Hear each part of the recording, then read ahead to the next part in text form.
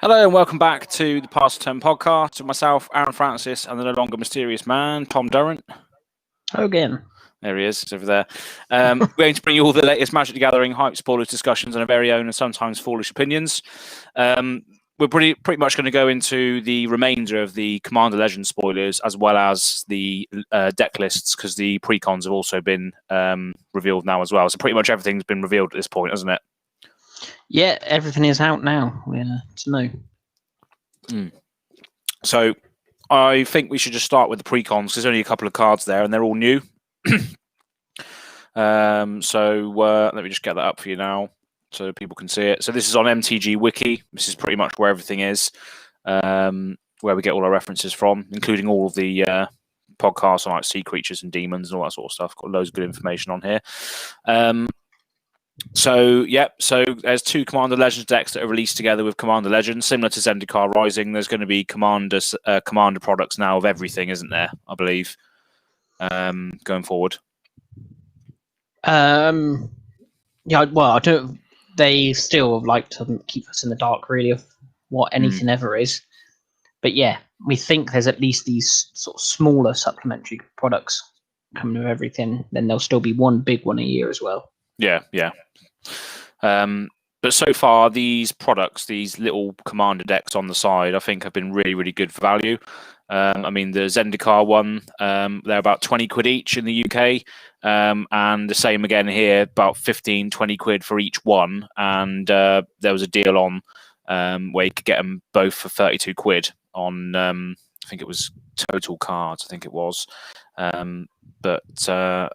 really, really good, really, really well priced. So we'll go straight into those. There's only a few cards that are completely and utterly new.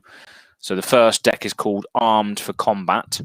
So this is a Boros equipment style deck. So nothing new and original there with regards to Boros, how Boros is concerned.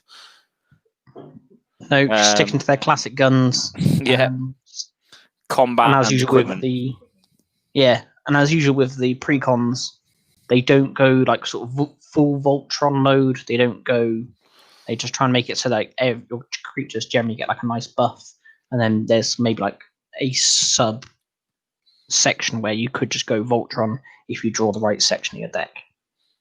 Yeah, definitely. I mean, there's definitely one of the main strategies is definitely Voltron in here, but there's, especially in this Armed for Combat one, there's a lot of keyword soup as well. You got like Odrich in there, you got other stuff in there which has a lot of keywords. So there's the Voltron strategy, but then also you've got the individual creatures that you can load up as well and still swing in with. Very much like how you said you wanted to build a deck where you wanted to have a couple of good creatures for targets for the equipment, rather than just the one. Yeah, and that's purely because I just want it to play out a little bit differently each time. Yeah. But yeah, Armed for Combat, you got three new cards. I think this is normally the trend for supplementary Commander products rather than just the actual Commander release, where there's loads of new cards. These supplementary Commander products that are intended for new players just have 3 new cards in them. Everything else are reprints, and the land base is normally garbage. New cards in this particular Armed for Combat, we got the Commander, which is Wyleth, Soul of Steel. Can everyone see the screen now? Yeah? Yep. Where we are? Give it a read. Excellent. So this is a legendary creature, Human Warrior, printed at Mythic. He's the face of the Armed for Combat, and he's red and white and 1 for a legendary creature, Human Warrior. It's a 2/2 with Trample. And whenever Wyleth, Soul of Steel attacks, draw a card for each aura and equipment attached to it. So that very much wants to be Armed for Combat, doesn't it, really? Yeah, this one is sort of trying to tell you to go down the Voltron route. Yeah.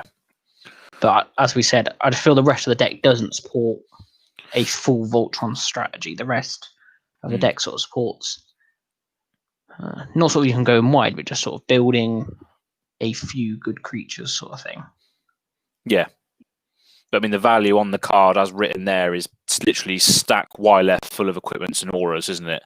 Yeah. So you can get some insane card draw. And in red and white, that's quite a good ability to have because you're going to have a lot of auras and a lot of equipments. So he does have to attack, which is a very, very Boros thing to do. But I still think that's quite a good card draw engine on there, especially when you got him stacked full of auras and equipments, he's probably not going to die in combat either. No, there's plenty of ways you could make him unblockable, make him indestructible, make him nice and powerful. Yeah, especially with white in the cost as well. You've got loads of stuff that gives you protection, indestructible, Teferi's protection, all that sort of stuff. You've got a really, really good plethora of ways to protect your Wyleth. So Wyleth, Soul of Steel is the main face of that deck, and the Blazing Sunsteel is basically his weapon that unfortunately thematically you don't get. If Wyleth came in and said go and search for the Blazing Sunsteel, that would probably be more thematic, because obviously he's holding this sword in the picture and the Sunsteel is literally that sword in his hand. So it's a bit annoying that you don't have the Sunsteel equipped to him straight away. It's a bit of a disconnect there, isn't it? With the art and stuff. Bit of a flavour fail, but I guess yeah. the problem is if you tack too many things on that, if too many creatures sort of always bring an equipment with them, like Nazan does with this hammer, I just feel you can end up getting some rather sort of broken situations in the end. Yeah, it makes sense for that sort of standpoint.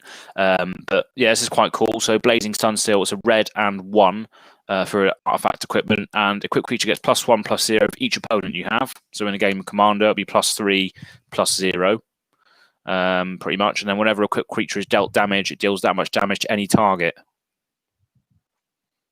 Then it has an equipped cost of 4 as well. Yeah. Yeah, when I saw this, I was thinking of the Saskia deck. Saskia herself lets you sort of not even split your damage, you can either double your damage or duplicate it onto someone else, and this I felt to let you do it again.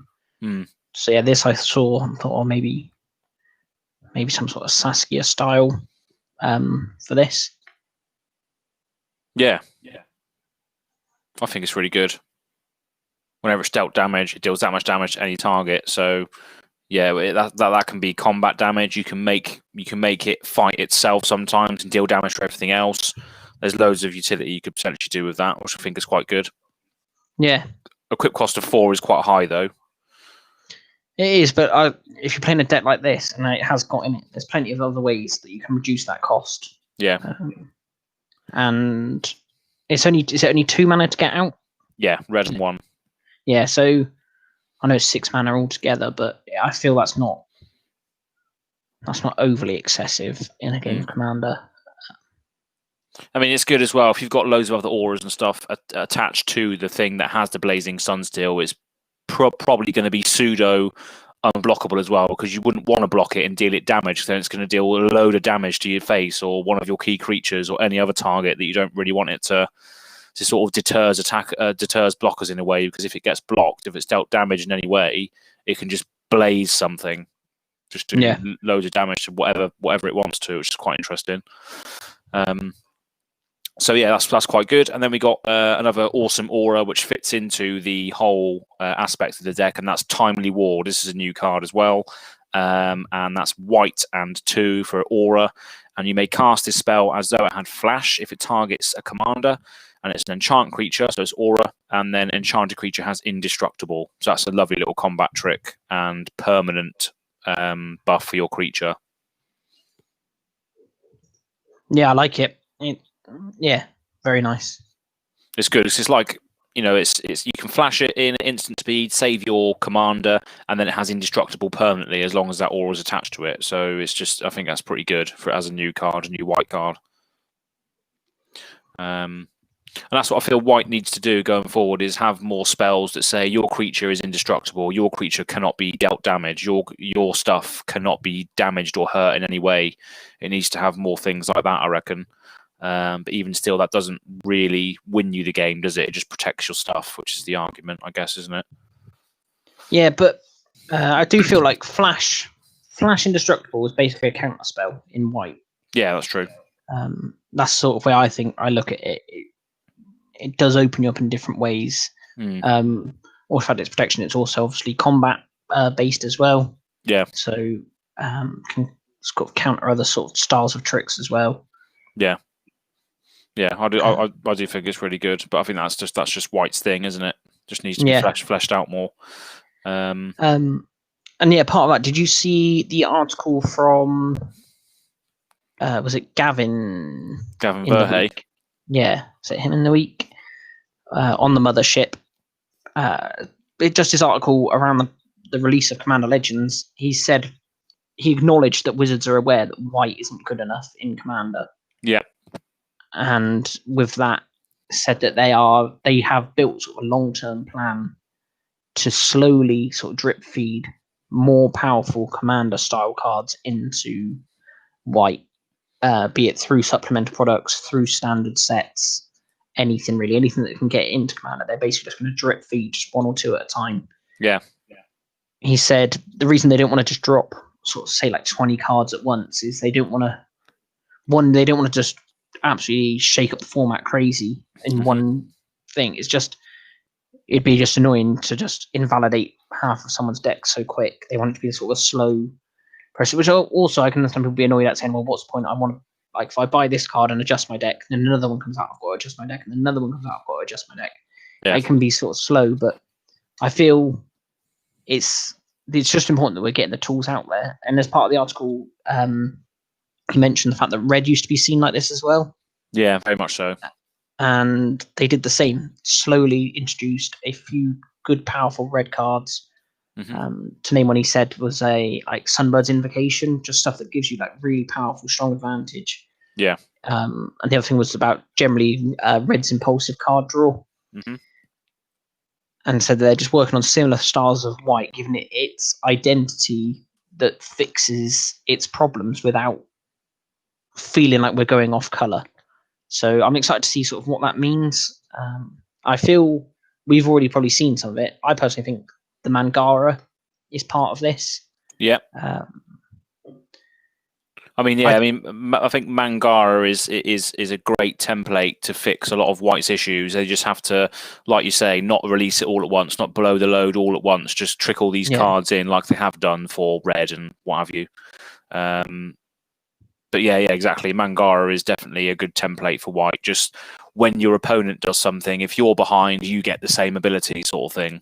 I think that's a great way, because it's if you look at white's pseudo ramp in inverted commas, it's like if they control more land than you get planes, or if they control more creatures than you get a blah blah blah. So I think that's a good template for white, just to be not sort of ramping ahead, but just making sure that they're on level with the other players that are ramping or are card drawing. They get the same thing, so it's imitating what the table's doing rather than doing it itself. That'll be a thematic way of doing it, I think.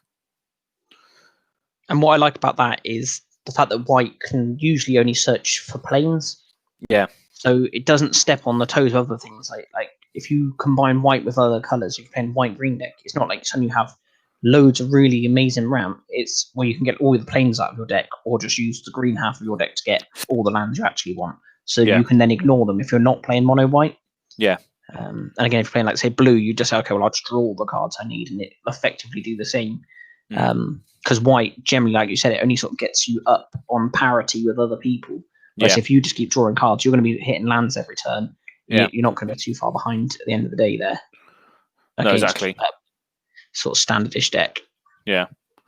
And it's weird that we bring up the white power level and how it compares to others, because I actually literally wrote down a mechanic that I think would be good for white, and it's to do with the monarchy. So I made it up the other day. I just wrote it on my notes. So I think it would be good to share it with people, see what their thoughts are on it. But it's called a mechanic called Kingmaker. So basically, any abilities that are triggered by you being the monarch trigger an additional time. So it's basically like a panharmonicon ability for monarchy. Because obviously, if you're the monarch, you get a card at the end step. But then if you've got Kingmaker or any abilities or any other permanents that have Kingmaker on it, you stack those triggers multiple times. And it could be good for mono-white theming, because obviously monarchy, being the king, being the ruler of the kingdom sort of thing, to help out with obviously drawing cards and other value triggers that you get from being the monarch. I think that could be a good thing to explore if they do something like that. Because we had a few monarch things in Commander Legends, didn't we? There have been a few, and I like to see they're willing to expand on it where they can. Yeah. And because if you're sorry, carry on. I was saying just the fact that this is another draft set, bringing it back in there without it having to necessarily be straight conspiracy. Yeah. And I do. I guess I was going to say it could work in standard, but I don't think it would. I think it'd be far too swingy and not good for standard. No, yeah, So, it's not really a standard thing, is it? Because it's it's if you got 4 players to contend the monarchy with, it's a lot more different than just 1 and 2. Because you've got like multiple kingdoms out there vying for power rather than just 1-on-1.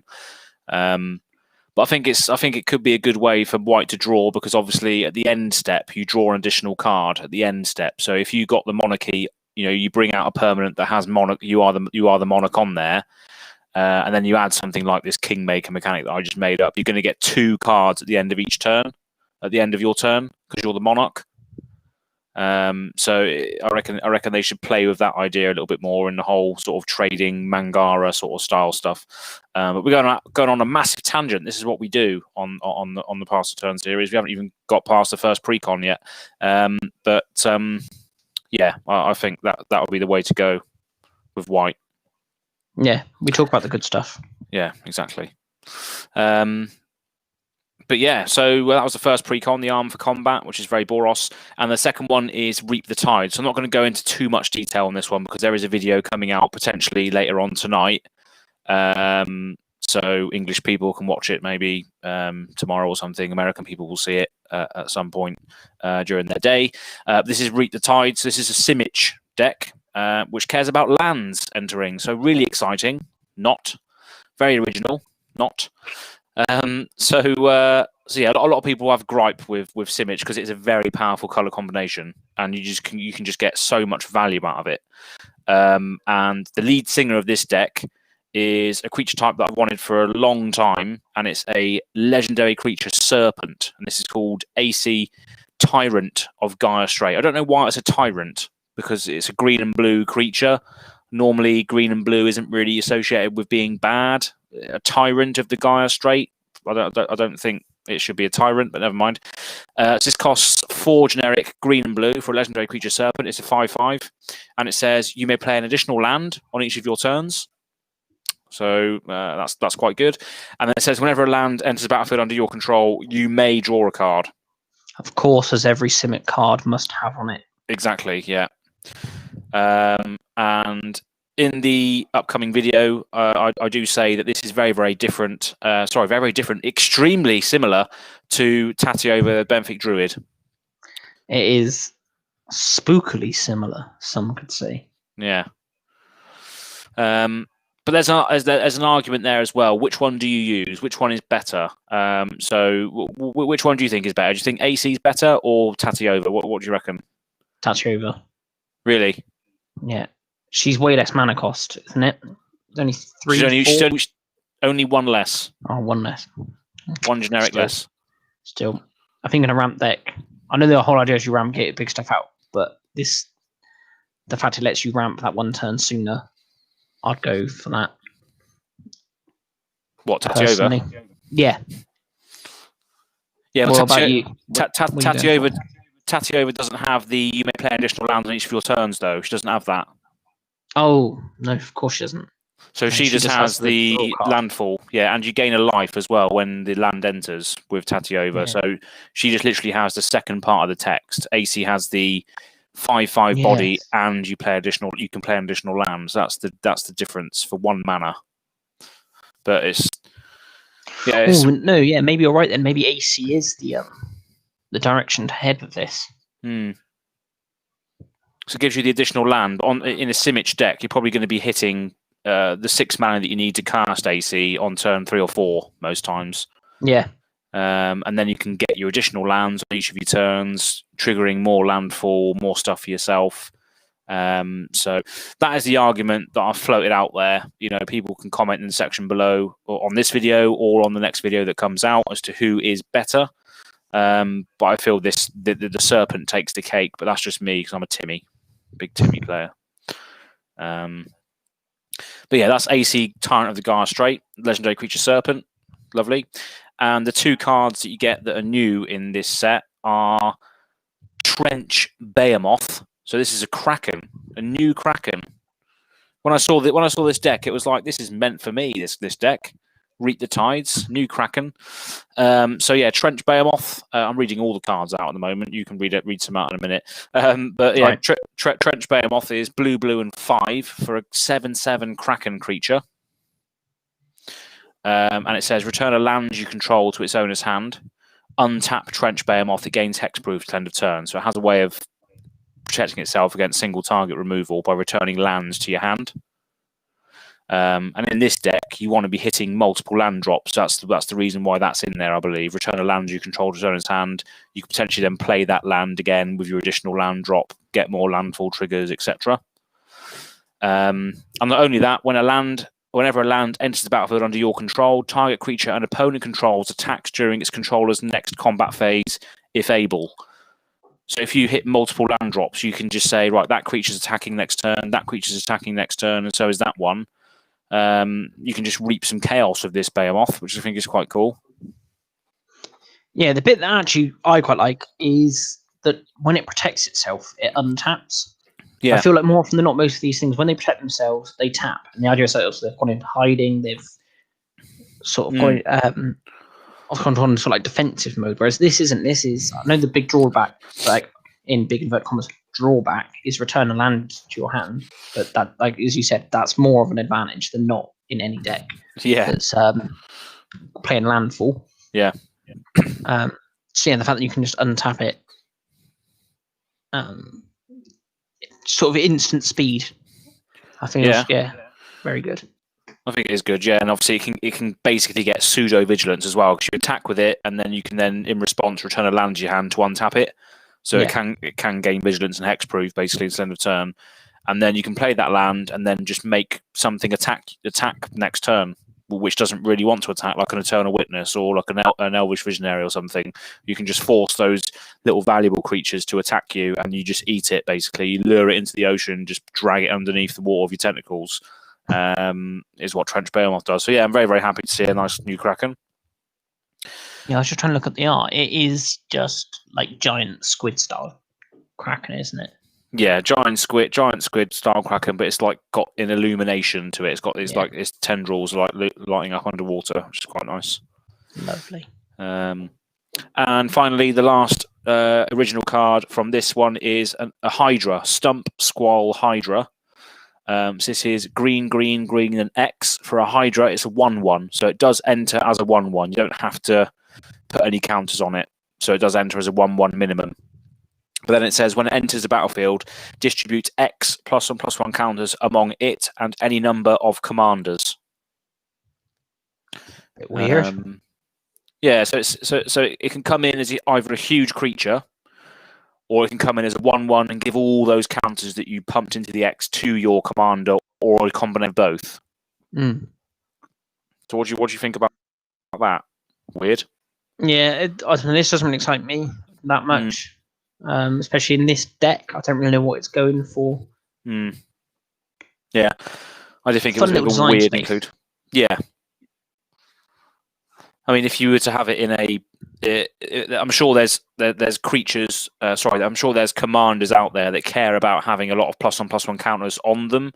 In a deck like that, this could be very good for just whacking loads of +1 counters on one of your commanders that care about +1 counters. I can't think of any in particular. Skullbriar, maybe, because he doesn't lose the counters. So you can just whack all these counters on Skullbriar. But yeah, I don't know why it's really in the sort of Leviathan deck, because if you play a Whelming Wave, that's just going to go back to your hand, but then it can enter again and give you more counters. So I guess that does work in a way, doesn't it? Yeah.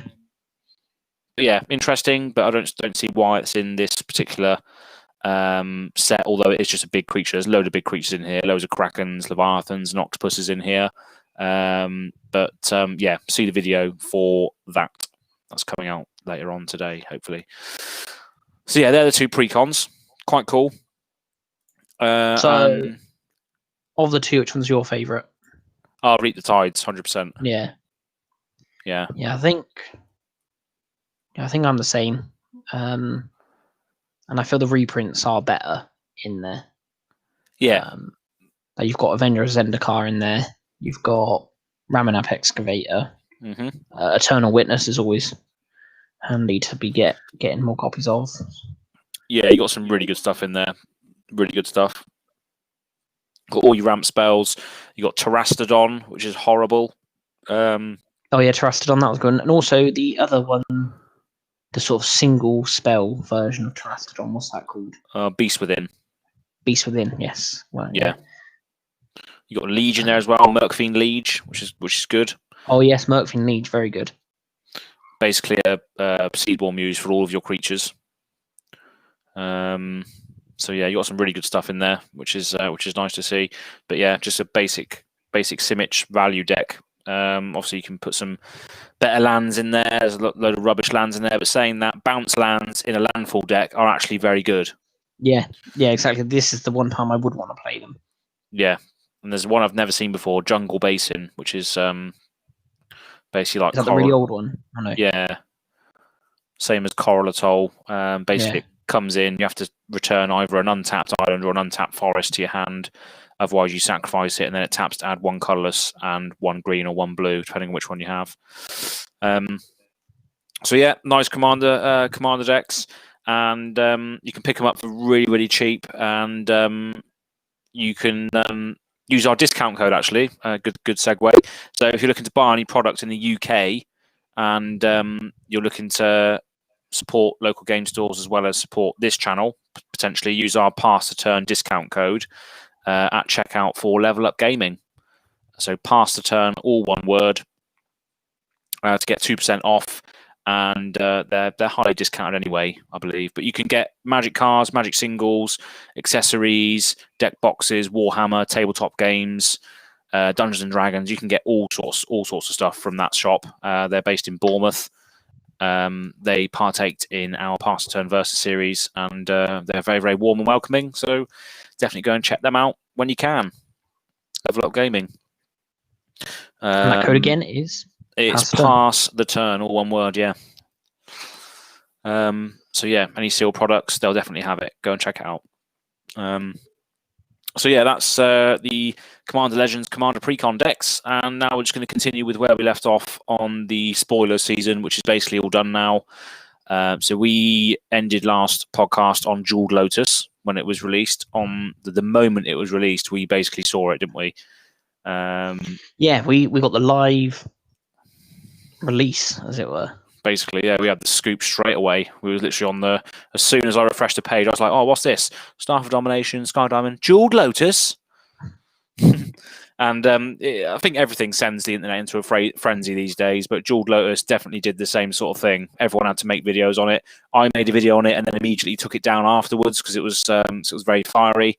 And I thought, nah, I'm not going to leave that on there. I had like 7 dislikes to 1 like. No, I didn't really. But yeah, it was. I had to take it down. But what were your thoughts on it quickly, Jeweled Lotus? What do you reckon? I'm still on the camp that it is an auto include in every deck. Yeah. Like I don't feel it's completely broken. I don't think it's absolutely incredible. I just feel that if you're gonna go by like statistically, this is the best version of a deck. I just feel that should be in it. Yeah. I can see very few cases. I think very specific commanders definitely won't want it in the deck for one reason or another. Yeah. I feel that most of them, there's no harm for having free ramp for 1 turn as one of your cards. Yeah. I don't think it's madly broken as some people are claiming. No, yeah, the broken thing, the broken thing, it's broken. It does this, it does that. That is completely absolute garbage. That's not true at all. It can only add 1 mana of any 1 color. It's not like it taps to add colors in your commander's color identity. It doesn't do that. It's 1 color of your choice, and you can only spend it to cast your commander. So I would probably include it in extremely high converted mana cost commanders, like Villis, Broker of Blood, for instance, costs 8 mana to cast. This would be great in there because it's a 0 cost. Tapped, add 3 black, get him out quicker. But I don't think I'd play it in anything less than 6 CMC as a commander. I don't think I'd play it in anything. Yeah. Unless, of course, it's a monocolor, maybe 2 color. Yeah, it depends on. I guess it depends whether there's ramp available as well. If it's like red and white, then yeah, you could probably put it in there because it gives you a load of mana for 0 cost for your commander. But if it was in green, I probably still wouldn't use it. Yeah, it's a tough one. It is a tough one, but yeah, it's not because everyone makes it out to be, but it can help you that one time. But yeah, so we scroll up a little bit here. We've got Scroll Rack. We know that's an awesome reprint. That's just great for any deck that cares about cards on top of your library. Sorry, I had a bit of a burp there. Trying to hold it back. Yeah, that's pretty good. But I think we discussed that last time, didn't we? Scroll Rack. Yeah, I can't remember if we did, but yeah, it's a well-known card at the very least. So yeah, exactly. We'll skip past most of these that are reprints. Ramos, Dragon Engine. You paired with that in your win for Pass the Tales Versus, didn't you? Josh was running Ramos. Yep. So he's a lovely card. He's a great Wooburg commander because he can be your commander. You don't have to worry about what lands you play to cast him, and he can add some serious mana to your mana pool if you get all the count. There we go. There's a commander that cares about +1/+1 counters. Ramos, Dragon Engine. Oh, perfect. So, just for all the listeners out there, when Aaron says we're going to skip over all the reprints, what he means is we will actually go into a lot of detail about every single reprint, just to make sure we've covered every aspect of Ramos and his glorious wings, just in case. Dear, we'll talk about now the 5 artifacts that make up Ramos. His eye, his scale, his heart. I don't know the other 2. I think we saw loads of Ramos's artifacts in the Milestone Museum, though, didn't we? Oh, that's where they live. That's where they live. So you'll see that on the next episode. That obelisk. Obelisk of Erd, yeah. That was a treacherous journey. Yeah, so Ramos Dragon Engine. Enough time on that one. Jessica, we know what she does. We spoke about her in the last episode and the last episode before that, I believe, because it's one of the ones that were first leaked, wasn't it? Yeah. So I won't go into much detail. But yeah, this one, Arcolos Lagoon Mystic, is quite a cool card, although it was leaked in our episode 2 weeks ago. It was leaked, wasn't it? You did say about the turtle being... you did say about the turtle, I can't really remember. Probably. I think you did, to be honest. And I was like, oh, well, you saved the best till last, Tom. And the turtle sounds really good. So if you've got the turtle there, you can read this one out. So yeah, he's 1 black, green, and blue for a 2/4 turtle shaman. And as long as he is tapped, other permanents enter the battlefield tapped. As long as he is untapped, other permanents enter the battlefield untapped. And I must say, when I first saw it, I was like, man, I don't really care. It sounds rubbish. But I've seen a few people point out some sort of quite good interactions and stuff. Because all I can really think of is like it'd just be a very basic, just sort of lock deck, just trying to just lock your opponents up a bit. Oh no, everything you have to do enters tapped. Oh no, you're all playing slow. Yeah. And then I saw a few people like using the untapped ability. Obviously, it's just is it not relic? Amulet. Obviously, ability on a creature. Yeah. So. Yeah, there is some fun stuff you can do with it, but I'm still not jumping for joy for this turtle. I feel I want turtles to do more. Yeah, it's the first turtle legendary creature we've had, I think. I believe so.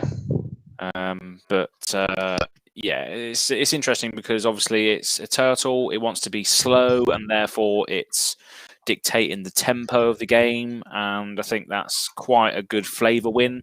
But I think people are just going to build it in a very, very oppressive way, just stacking it out, all the sort of horrible propagandas and all that sort of stuff, and it can be just a card potentially that slows the game down to an absolute grinding halt.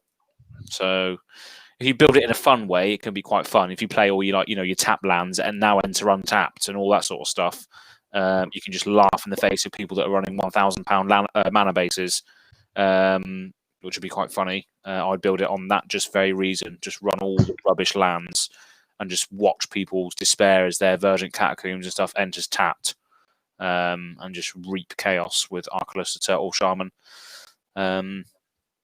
I'd be in character the whole game as well. I'd be like, life is not a race.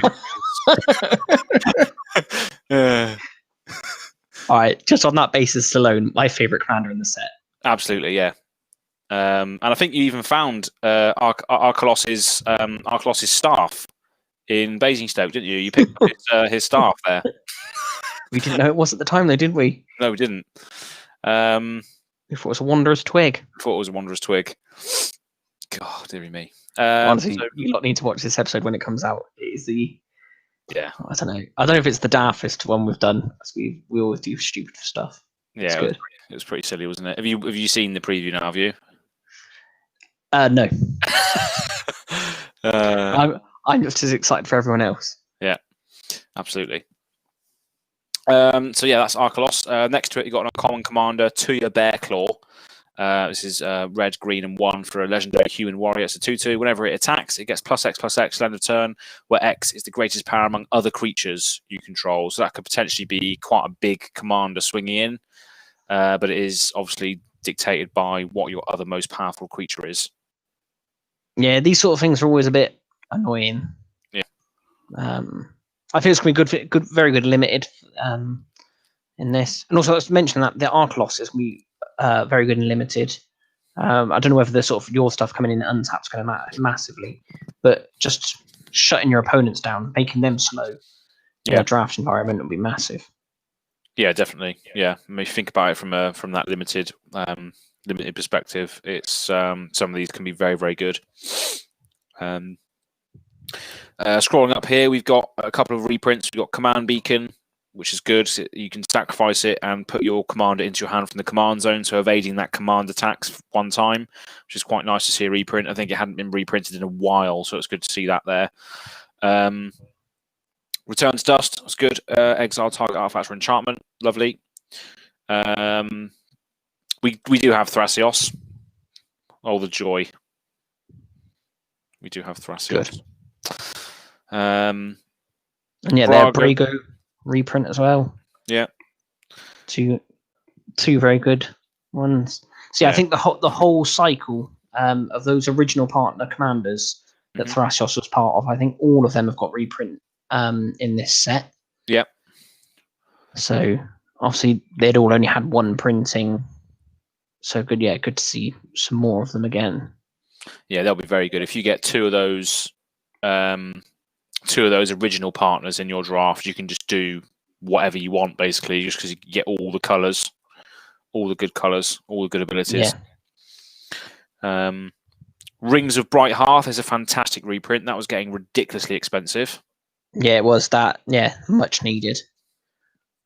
You can get some really, really good stuff for that. Whenever you activate an ability, if it isn't a mana ability, you may pay 2. If you do copy that ability, you may choose new targets. So that's very, very good. That needs to go in the Ishkanar deck, because whether I can activate the drain people for each Sparta I control, pay 2, copy it, pay 2 with Stronic Resonator, copy it again, pay 2 with Live for Form Engine, copy it again. So yeah, all that activated ability stuff is awesome. So it's good to see that again. Little personal story on Rings of Bright Hearth. People that used to go to GPs, you may remember that if you got there very early on a Friday, they'd give you a fun pack wars game. So you get a free pack, sit down across against someone else, open your packs, shuffle in some lands, play a quick game. And there used to be like sort of 4 or 5 rounds of it. But each time you won, you got an extra booster to add in to make the deck a bit better. Just a bit of fun. We used to all fall for it. We used to all go there for our free pack and then be there all day and spend another extra couple £100 on drafts and then regret it. And I went there when it was Kaladesh, and the game I lost, which was the one before, like it was like the 4th round or something, my opponent opened the pack and had the not expedition, what they were called, but yeah, the Rings of Bright Hearth expedition style, whatever they're called. Oh, the inventions, yeah. Yeah. And I was like, if only I'd mulliganed slightly wiser in that game. And that's the closest I've ever got to any of the fancy cards they give away. Yeah, they were very rare, those ones, weren't they? Like the invocations in Amonkhet and the expositions in Zendikar and all that sort of stuff. Yeah, I've never had one personally either, to be honest. No. Damn. But yeah, that's what we've got collector boosters for now. So if you want one, you should have a collector booster, and there you are. You're going to get them. And exactly. Plenty of them. Exactly. So yeah, that Rings of Bright Hearth, lovely. So let's go on to page 5.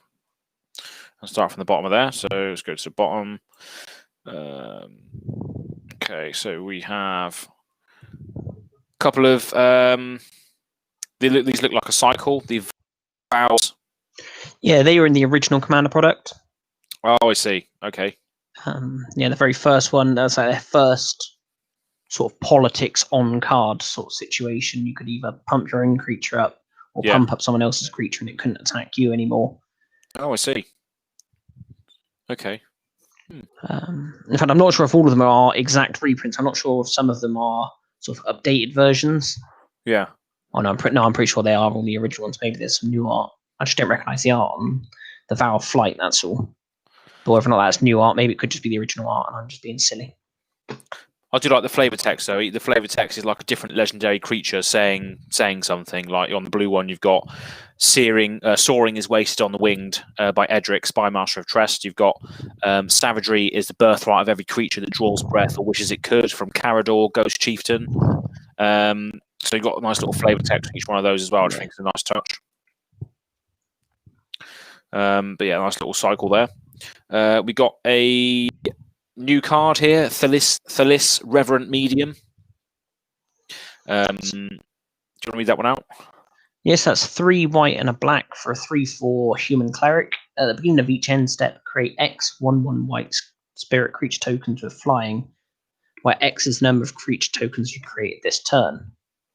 So very good for very explosive token decks. Also, just generally good. I guess if you're just creating a couple a turn and just making that double, very good. I think it is. I think that's pretty good. I mean, to be fair, just to correct you, you said where X is number of creature tokens. It's not. It's the number of tokens you've created this turn. So of course, yes. Treasure tokens, clue tokens, anything.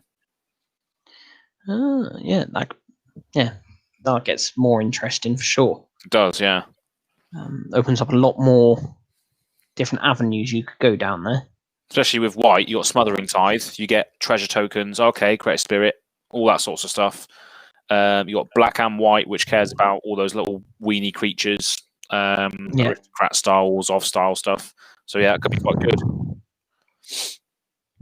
Very, very unique commander. Yeah, I do like it. It's not massively powerful. It's not gonna be a bomb.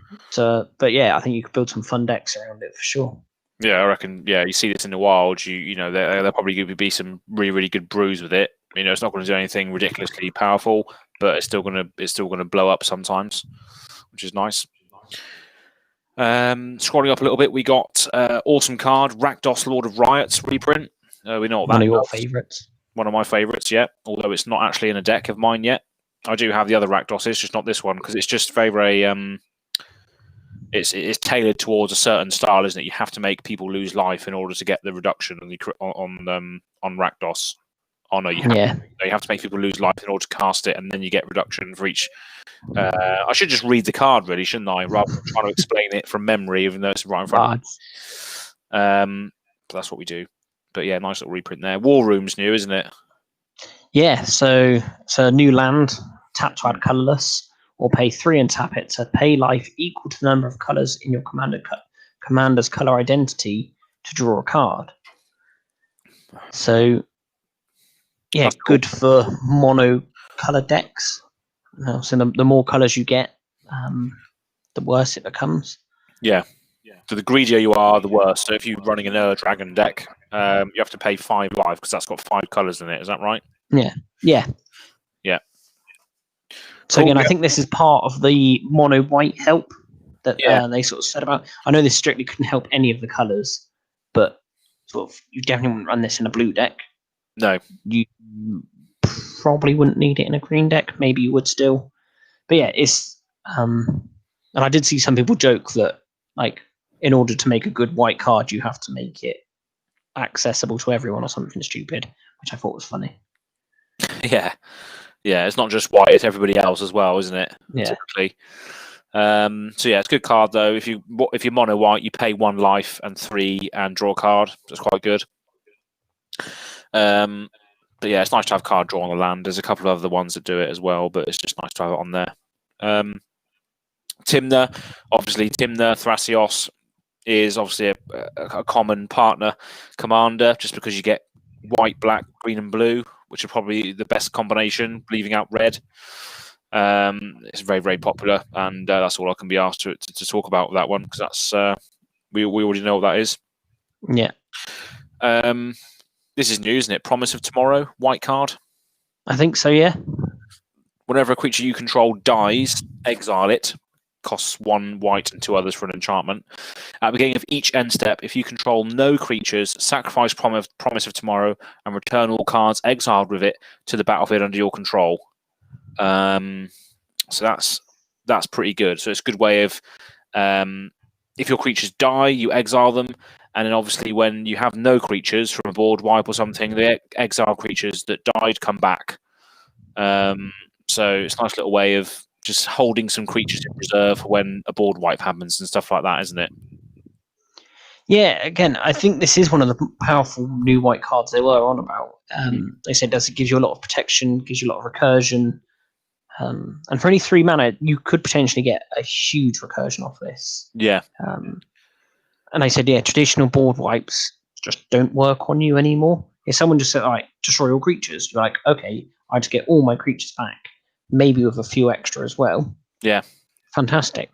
Yeah. So they then have to be thinking, oh, can we just exile all creatures, or just find other ways of doing things? Yeah, no, I think it's a good card, and not sort of so good. I wouldn't just throw it in literally any white deck, but most white decks I'd want it in, I think. Yeah, I mean it's I think most white decks would want it, but I think more so the Orzhov decks, the ones that make you want to sacrifice your own creatures, because just imagine the value there. You sacrifice a creature, obviously it dies, you get exiled, and at the end step, if you control no creatures, which you don't because you sacrificed them all to Ashnod's Altar or something, you get them all back, sack them all again, and then get them all back and all that sort of stuff. So you could get some ridiculous value out of Orzhov style decks with that. And yeah, if you can sack any of your creatures at instant speed, that then becomes a ridiculous card, especially if they all return back onto the battlefield. If they got ETB effects or what have you, it can just be magical ponyland with that card. It is the way white needs to go. Is all my stuff is just immovable. It can't be killed, basically. Of course, you can get rid of the enchantment, and then that screws with their creatures coming back. But to be fair, they've already died. You've already accepted that they're dead, but it just brings them back if the enchantment's still around. So it doesn't really matter if your creature dies because you've already lost it in a way. Yeah. So yeah, very, very good. I think that's one of the. It's ironic as well. It's the promise of tomorrow. Maybe they're promising that tomorrow we get more white cards. If you look at the art as well, this is all the commander committee just looking at the sun, feel like, yeah, this is it. This is the dawn of a new age for white. We've done it. We've done it. Like, promise of tomorrow. Got a red flag there. She's like all flapping in the wind. This is the time. This is white's time. Promise of tomorrow. There's more to come. Scrolling up, we've got I thought it was Glenn then, but it's not. It's Gen, Arcane. This is a weird one. Yeah, so Glenn is now in Negan's colours. Just to go back to our favourite subject. Yeah. So yeah, he is of course Mardu. And so just red, white, and black for a legendary human wizard, 2/3. And then you can pay red, white, and black and tap it to sacrifice an enchantment. Return target enchantment card from your graveyard to the battlefield. So I wouldn't say Mardu is traditionally your Enchantress decks colours, but it weirdly works very well. Like a lot of the black curses, there's stuff like Deadweight that's sort of black enchantment removal. Like I feel there is ways of recurring stuff with this. I feel this could be really fun if you build this well. But I don't personally have a 499. I wouldn't be able to work out what to do with this. But I'm sure there's going to be some real fun stuff. Well, yeah, to be fair, if you were to run this guy as your enchantments that you want to give other people, you could potentially run Blim in this deck as well. You could have all your demonic packs in there because it's red, white, and black. You could, in the worst case scenario, get your upside off of your demonic packs because then you can sacrifice it and then return an enchantment from your graveyard to the battlefield. You could have a lot of those cards in there, which are horrible if you own them. Then have ways to give them to your opponents, Blim and other things potentially. Yeah, sort of like safe Blim, Yeah. safe Blim, but with the whiteness to know, so you can just shut things down if it gets too real for you. Yeah, if it needed, yeah. I guess the one downside is you can only use once a turn, probably, where it's a tap effect, and the fact you have to sink 3 mana into it. Yeah. You're not going to be able to sort of do it infinitely. Yeah, that's a bit of a slow. Yeah, bit of a slow way of doing it, but there can be some horrible things. Like, for instance, if Eldrazi Conscription was in your graveyard, or Colossification was in your graveyard, you could potentially cheat something out like that for 3 mana by sacrificing a demonic pact after you've got the upside, and then suddenly Gen or one of your other creatures becomes a ridiculous creature that can swing in and annihilate people. So there could be some. Well, Classification is a crap example because it's green. There's no green in Mardu, is there? But shame. Yeah, it's a shame. Well, that would have been CDH. That. That's literally the only reason there wasn't green in this. They saw that combo and thought, no, we can't have that. We can't have that. No, +20/+20. Yeah, no chance. It's going to get dangerous. Dangerous. Next, we've got a card that's in a different language. Let me just click it quickly. Okay, I've got it here. If you want me to just read it out quick. Yeah, go on in. So it's Nostro, Voice of the Crags, 1 blue, red, and white for a 3/3 Chimera, and you can tap it and choose one. X is the number of spells you've cast this turn. Scry X, Nostro deals X damage to target creature, or you gain X life. So, want some sort of stormy style thing going on, which is something apart from like real full-on combos, I don't feel like I ever see good Storm command decks. Maybe it's because they do just go full combo too easily, and it's sort of just a bit boring to play consistently. Yeah. So maybe that's why people don't bother to build it. I don't know. Yeah, it's a bit of a solitaire strategy as well, isn't it? When you storm off, you're like doing all these things, and everyone's watching you do them until you win, sort of style. And yeah, I mean, you might as well just play solo if you're going to be playing Storm. It's like Cascade. Like once you start getting into the Cascade loop, it's just like, wow, this guy's still going, still cascading, looking for his library for that 1 drop, like you said last time. It takes ages and ages to resolve these things. But even still, it's not that great, is it? You cast a couple of spells, potentially 2 or 3, and then you get the X life, X damage, or X scry X sort of thing. Yeah. It's not the world. And the damage can only be done to a creature, so you can't even use it as a way to sort of get your opponents dead. Yeah. Yeah, Nostro's not for me. Yeah, he's not. Yeah, it's cool to have a legendary Chimera. Hopefully, we'll get some more at some point because they're quite a cool creature, mythical creatures. But yeah, unfortunately, not particularly great. Also, I do like the fact it looks like it's got an owl's head, a wolf's head, and a horse head. Yeah, I think what is a Chimera? Chimera's got like an eagle's head. It's something like a lion's head, an eagle's head, and something else, or goat head, or something like that. Yeah, and doesn't the tail normally has a head on it as well, like a snake's head or something? Snake's head or a scorpion tail or something like that. Yeah. What's it called? Is that a manticore or is that a? I don't know. There's a lot of. I was going to say mythical, but the word I'm looking for is hiding, because chimeras are definitely real. They're just. Chimeras are real. Yeah, they have them in Bristol Zoo. I've seen them. Bristol Zoo. A couple of chimeras just walking around. this next one is like it's part of the cycle. It's like the you got the Thoracios one, which swaps your life. You've got the mnemonic deluge, whatever it is, that copies spells. But this one's called Soul Fire Eruption. I don't think it's nowhere near as good as the others. So red, and 6.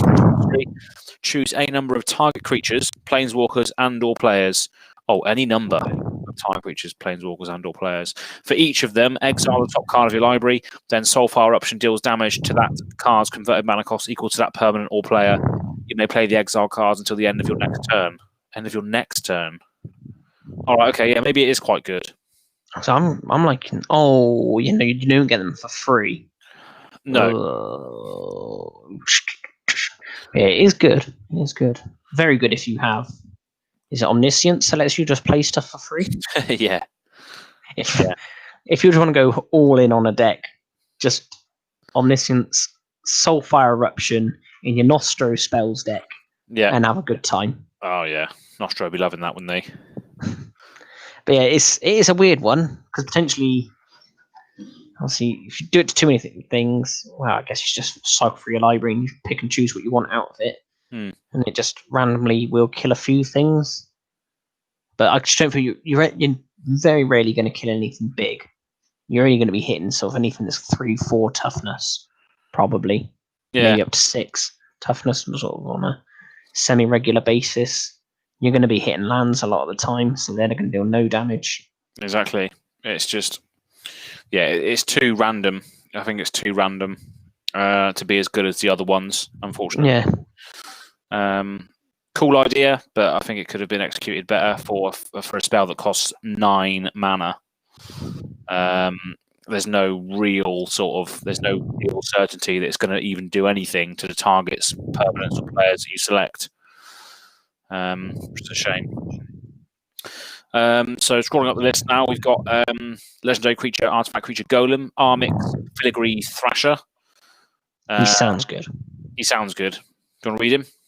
So 2 and a black for a 3/2. Whenever Armix attacks, you may discard a card. When you do, target creature defending player controls gets -X/-X until end of turn, where X is the number of artifacts you control plus the number of artifacts in your graveyard. And it has partner. It's quite cool. So attack, discard, kill, artifacts. I'm sure there's a deck in there somewhere. I think so. Yeah, the fact it's got partner as well you can partner it with like you got Rebecca and the other stuff that cares about artifacts and all that sort of thing. But I think in any sort of artifact deck that has black, this is a great card for getting around your indestructible stuff and killing things that have indestructible because it's -X/-X. And that's a very good point. It's something I do always rate very highly in Commander because there's so many gods floating around now. Yeah. That are hard to stop. And then, like I say, a lot of things just give people indestructible.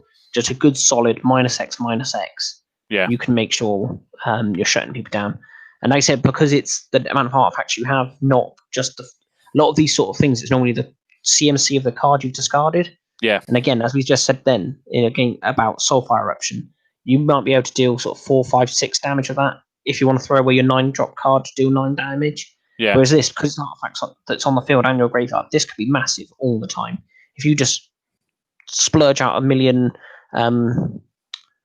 treasure tokens, it's okay, right? I can definitely kill anything with Armix now. Oh, exactly. Yeah. I think it's pretty good. I'm more than happy to throw Armix in Brea somewhere. I'm sure. Yeah, I reckon so. That's a definite include because artifacts you have out. You don't care about artifacts going in the grave either because you can pretty much recur a lot of artifacts. Yeah. There's good recursion in that deck. So, if your Armix be right at home there, and I'm sure right at home at most artifact decks, really. Very good. Definitely. And he could potentially, if you've got the right partner, could potentially hold his own in a limited or draft environment as well if you do have a lot of artifacts. Definitely. If you can just get a couple of artifacts going here. Yeah. In draft, being able to just do 3 damage to stuff semi-repeatably, it'll be very good. Definitely. And as I said, it's not just strictly damage, it is the -X/-X. It is even better. Oh, it's great. Really, really good. Just gets rid of anything indestructible. Nothing can get rid of that really. Lovely little card. This one's quite good for the aforementioned Boros equipment deck, Armored Sky Hunter. So it's a cat knight creature. It's a 3/3 flyer, costs 1 white and 3 others. When it attacks, look at the top 6 cards of your library. You may put an aura or equipment card from among them onto the battlefield. If an equipment is put onto the battlefield this way, you may attach it to a creature you control. Put the rest of those cards on the bottom of your library in a random order. That is absolutely horrible in that Boros equipment deck or any Boros equipment deck. That is absolutely outrageous. The top 6 cards, any aura or equipment from among them onto the battlefield. That is ridiculous. And then attach it. Yeah, so the aura goes straight on. The equipment also goes straight on if it's an absolute haymaker. So Eldrazi Conscription, that goes straight on. Colossus Hammer, that goes straight on. Sword of Feast and Famine, yeah, you know, ridiculous. Yeah, this seems really good. And it's flying as well, so you can equip it to the Armored Sky Hunter itself when it's attacking, and you just rip that card out of the top 6, put it on there, and you got a flying potentially Eldrazi or something wielding a Feast and Famine coming in at you straight away. So that is a definite upgrade for Boros equipment decks, that's for sure. Yeah, I like it. I do like it a lot as a for them equipment decks, and obviously your aura decks. Yeah, I just think I guess you wouldn't want to do it in a proper Voltron strategy, though, would you? Because with Voltron, you don't attack unless you sort of know you've got a hit. Yeah. Where this is just getting you one more. So you either wouldn't have attacked, or you're attacking because you know you've won. So yeah. Yeah, so Boros equipment where you've got a few good little targets to equip or aura them up. That's the kind of deck it wants to go in, basically. Yeah. And it doesn't even have to get his damage through it. When it attacks, you do it straight away. So it's most of the time going to be a potential massive threat coming in the air if you can get a nice equipment off the top or off the top. So yeah, very, very good. I'm just going to this next one then. So we've got Arden, Intrepid Archaeologist. So he's 2 and a white for a 2/2 core scout. At the beginning of combat on your turn, you may attach any number of auras and equipment you control to target permanent or player. Oh, there we go. So yeah, again, obviously, I don't like to guess on these draft environments, but I feel there may be a Boros equipment style deck. Yeah. Yeah. Arden, I think for Voltron. I think Arden is the sort of card that lets you go from sort of spreading your army out, and then suddenly you go, that's not working, throw it all on one person and just let's win the game. Yeah. Like, it lets you spread it evenly and have a good battlefield, and then all of a sudden, no, we're clapping it all onto one big guy and we're just letting that win now. Yeah, it's just the fact that it can just, you may attach any number of auras or equipment you control to target permanent or player. That's just ridiculous. All of your equipments, all of your auras can just go onto one creature. That's just madness. Yeah. So good.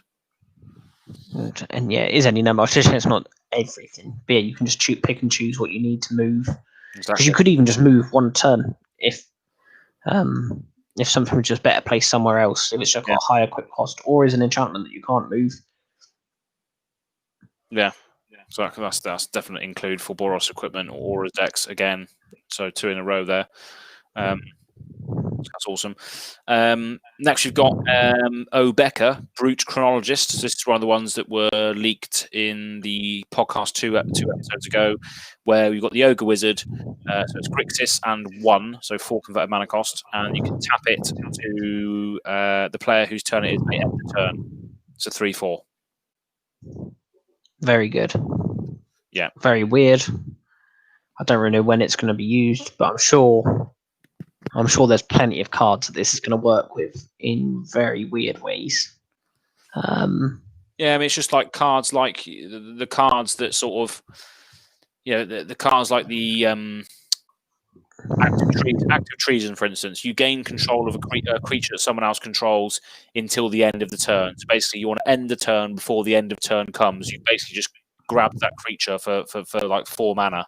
You just gain control of someone's creature. Or if there's cards like Sneak Attack, which say you put a creature from your hand into play, sacrifice it at the end step, you just tap and end your turn before the end step comes around. You've got a massive creature out for free. Yeah, that's what it is, and that's what it's going to be good for. Yeah, is avoiding negatives at end steps. Yeah. Yeah, very good. Yeah, just the weird bit, the player whose turn it is. I'm just trying to think when you'd want to make someone else end their turn, and would they allow it? Because they've still got to accept it. It's not just forcing players to end turns. Yeah. You have to. They get the final choice, basically. And I'm just trying to think that I just want to see a build where it's that style, where it's sort of making your opponents choose to end their turn early. Yeah. I have no idea what it would be, but yeah, I mean, I think that corner case of trying to build a deck based on ending other people's turns prematurely by their own choice is going to be a hard build. Yeah. But to get those other effects where you have to exile the tokens that you've created at the end of combat or give the permanent back at the end of the end step, stopping those triggers from happening could be what this deck is trying to do, I reckon. But with definitely. With some corner cases where sometimes the player whose turn it is may want to end their turn for some weird reason. To stop themselves from dying to a trigger or something like that. I don't know. Be interesting to see what brews that creates. So scrolling up the list now. Well, next to that we've got Wrong Turn, which is a nice little instant. So 2 and 2 for an instant. Target opponent gains control of target creature. So you can just make someone gain control of another target creature, whether that's your own or somebody else's. So there's a bit of chaos there, and the art is just quite funny. Just a huge bail-off just ripping through a library. Yeah,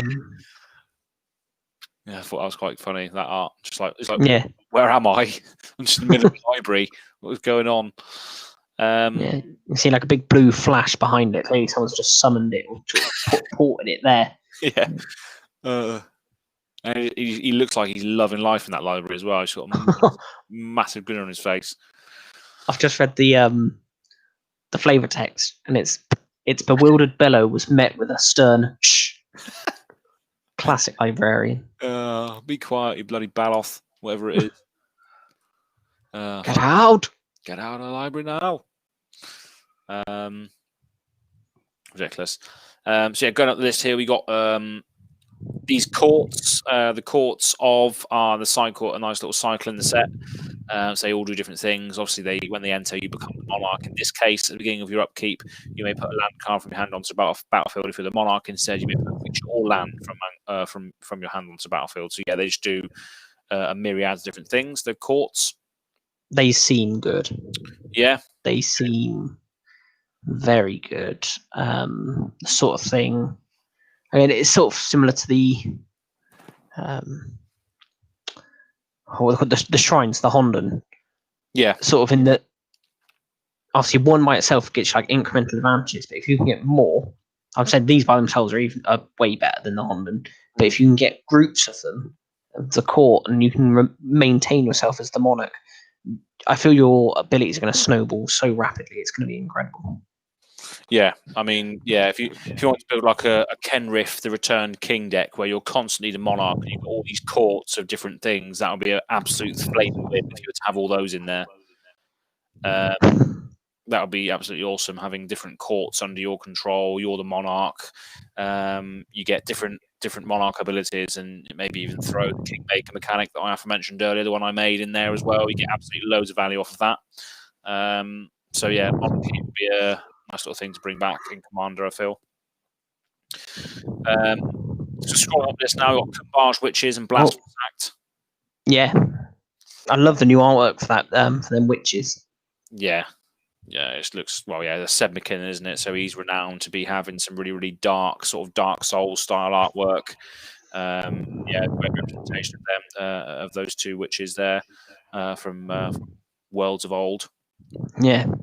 So those notes, black 1/3, tap it, deal 1 damage to any target, 1 damage to any target of an opponent's choice. Yeah. So a great politics card. Yeah, and if you give it Death Touch as well, like a Basilisk Collar or something, you can just snipe 2 creatures. Yeah. It's quite nice. And obviously, you got Blasphemous Axe as well, which can most of the time be cast for just one single red mana. Yeah. Great board wipe. Yeah. And then we got Josh's favourite card on here. Apex Devastator. I can't read it. You read it, Tom. So it's 8 green for a Chimera Hydra, 10/10, Cascade, Cascade, Cascade, and Cascade. So 4 instances of Cascade at 10 mana. Lovely. So funny. I watched to see this resolve just so I can edit it. 4 Cascade triggers. That's mental. Absolutely mental. Yeah, so that'll be good. You get so much value off of it, aren't you? Yeah, it's just awesome. I absolutely love it. Just absolute massive Timmy card. It's just like, I get 4 more spells after this, and they're all going to be less than 10. Fantastic. Awesome. So we got Apex Devastator. We got a couple legendary creatures here. We've got Anara, Wolvid Familiar. It's one of the ones that I think were leaked. So as long as it's your turn, commanders you control of indestructible. So it's a 4/4 Wolf Beast. It costs green and 3, so 4 convert mana cost. And it does have partner as well, so it can fix your commander draft that you do. And then we have Hans Eriksson, which is a very strange commander. So he's 2 red and a green for a human scout, 1/4. When Hans Eriksson attacks, reveal the top card of your library. If it's a creature card, put it onto the battlefield tapped to an attacking defending player or a planeswalker they control. Otherwise, put that card into your hand. When you put a creature card into the battlefield this way, it fights Hans Eriksson. So what do you want to hear? I guess you want 3/3s. I don't really know. It's weird, isn't it? Hans will die. So I'm sure most people know the story of Hans Eriksson. And if not, I'm sure you know where it originates from on Tarmogoyf. So the original Tarmogoyf printing had the flavor text, Hans, run! And that was said by Staffy, Eric's daughter. Eric's daughter? And then a few years later in the Time Spiral set, they then print Staffy, Eric's daughter. I can't remember what she does off the top of my head. This is now Hans Eriksson, the one that the daughter was telling to run away. And in the back of the artwork, you can see Staffy clearly in the same stance, pointing at the Tarmogoyf coming. This is Hans, who I think looks like a lot like Saffron Olive personally. I think they've based the artwork there. Yeah. Voluptuous beard. Yeah. And he's just stopped. He's enjoying the roses. He's really having a lovely day. And it says, nothing could ruin such a fine day, Safi, is his flavor text. And little does he know, the Tarmogoyf is coming. There's actually a card as well from, I think it's one of the Unglued sets or something. There's another card called Hans Run. Oh, yeah, there is, isn't there? Yes. Yeah, a silver border one. Let's read that one out quickly. So 2 red, and green. Nobody cares about that. At the beginning of your upkeep, you may say, Hans Run. It's and name a creature card. If you do, search library for a named card, put it into play, shuffle your library. That creature has haste. Exile it at the end of the turn. Brilliant. Yeah, I saw someone say. Yeah, I saw someone say that when playing Hans Eriksson, you have to shout, Hans Run. It's and then whatever you put into the battlefield. Yeah, that's it. That's the one. And someone said, and also retcon, it definitely has partner with Staffy. Safi. I keep saying Staffy, and I've just read it and I've realised it's only Safi. So sorry about that. Partners with a dog, yeah. Staffordable Terrier. Yeah. So partners with Safi, and also if you put down Tarmogoyf as part of the ability, and on resolution it kills Hans, you just win the game. That's it. Yeah. That's full flavour story win. You've done it. That's what you need, isn't it? Yeah, I do like they've done that with a few things, and I'm sure many of the ones we've gone over, there's probably loads of funny little stories about who all these characters are, and unfortunately, I don't know all of them. Yeah, there's loads out there, isn't there? That's the beauty of a set like this. So yeah, great card, great little bit of just flavour in there. No idea how I'd want to use it though. No, I feel like if you're doing it, you want that to be a big, definitely meaningful thing. But you only get to reveal the top card anyway, so there's a good chance it isn't the card you want it to be. no. I have no idea what Hans is doing. All I know is that he's having a nice day. Yeah, if someone builds this and they actually do some stuff with it, hats off to them, really. It's just a ridiculous card. Great. So scrolling up, we got a couple of new cards.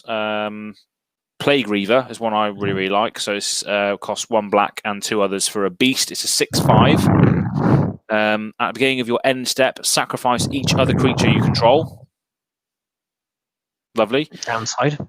And then discard 2 cards, sacrifice Plague Reaver, choose target opponent, return Plague Reaver to the battlefield under that player's control at the beginning of their next upkeep. So it's just a cool card that would work in something like Blim, where you just want to give away these creatures, because then you just have to sacrifice all of your other creatures apart from the Reaver.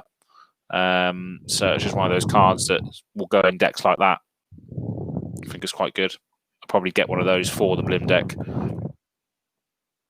Yeah, I think it's great. And big shout out if you can manage to Plague Reaver with Obeka.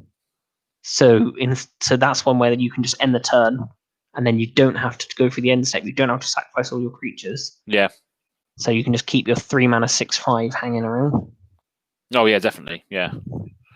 And then you can, if you want to, you can discard 2 cards, sacrifice Plague Reaver, and give it to somebody else if you do want them to sacrifice all of their creatures. Yeah.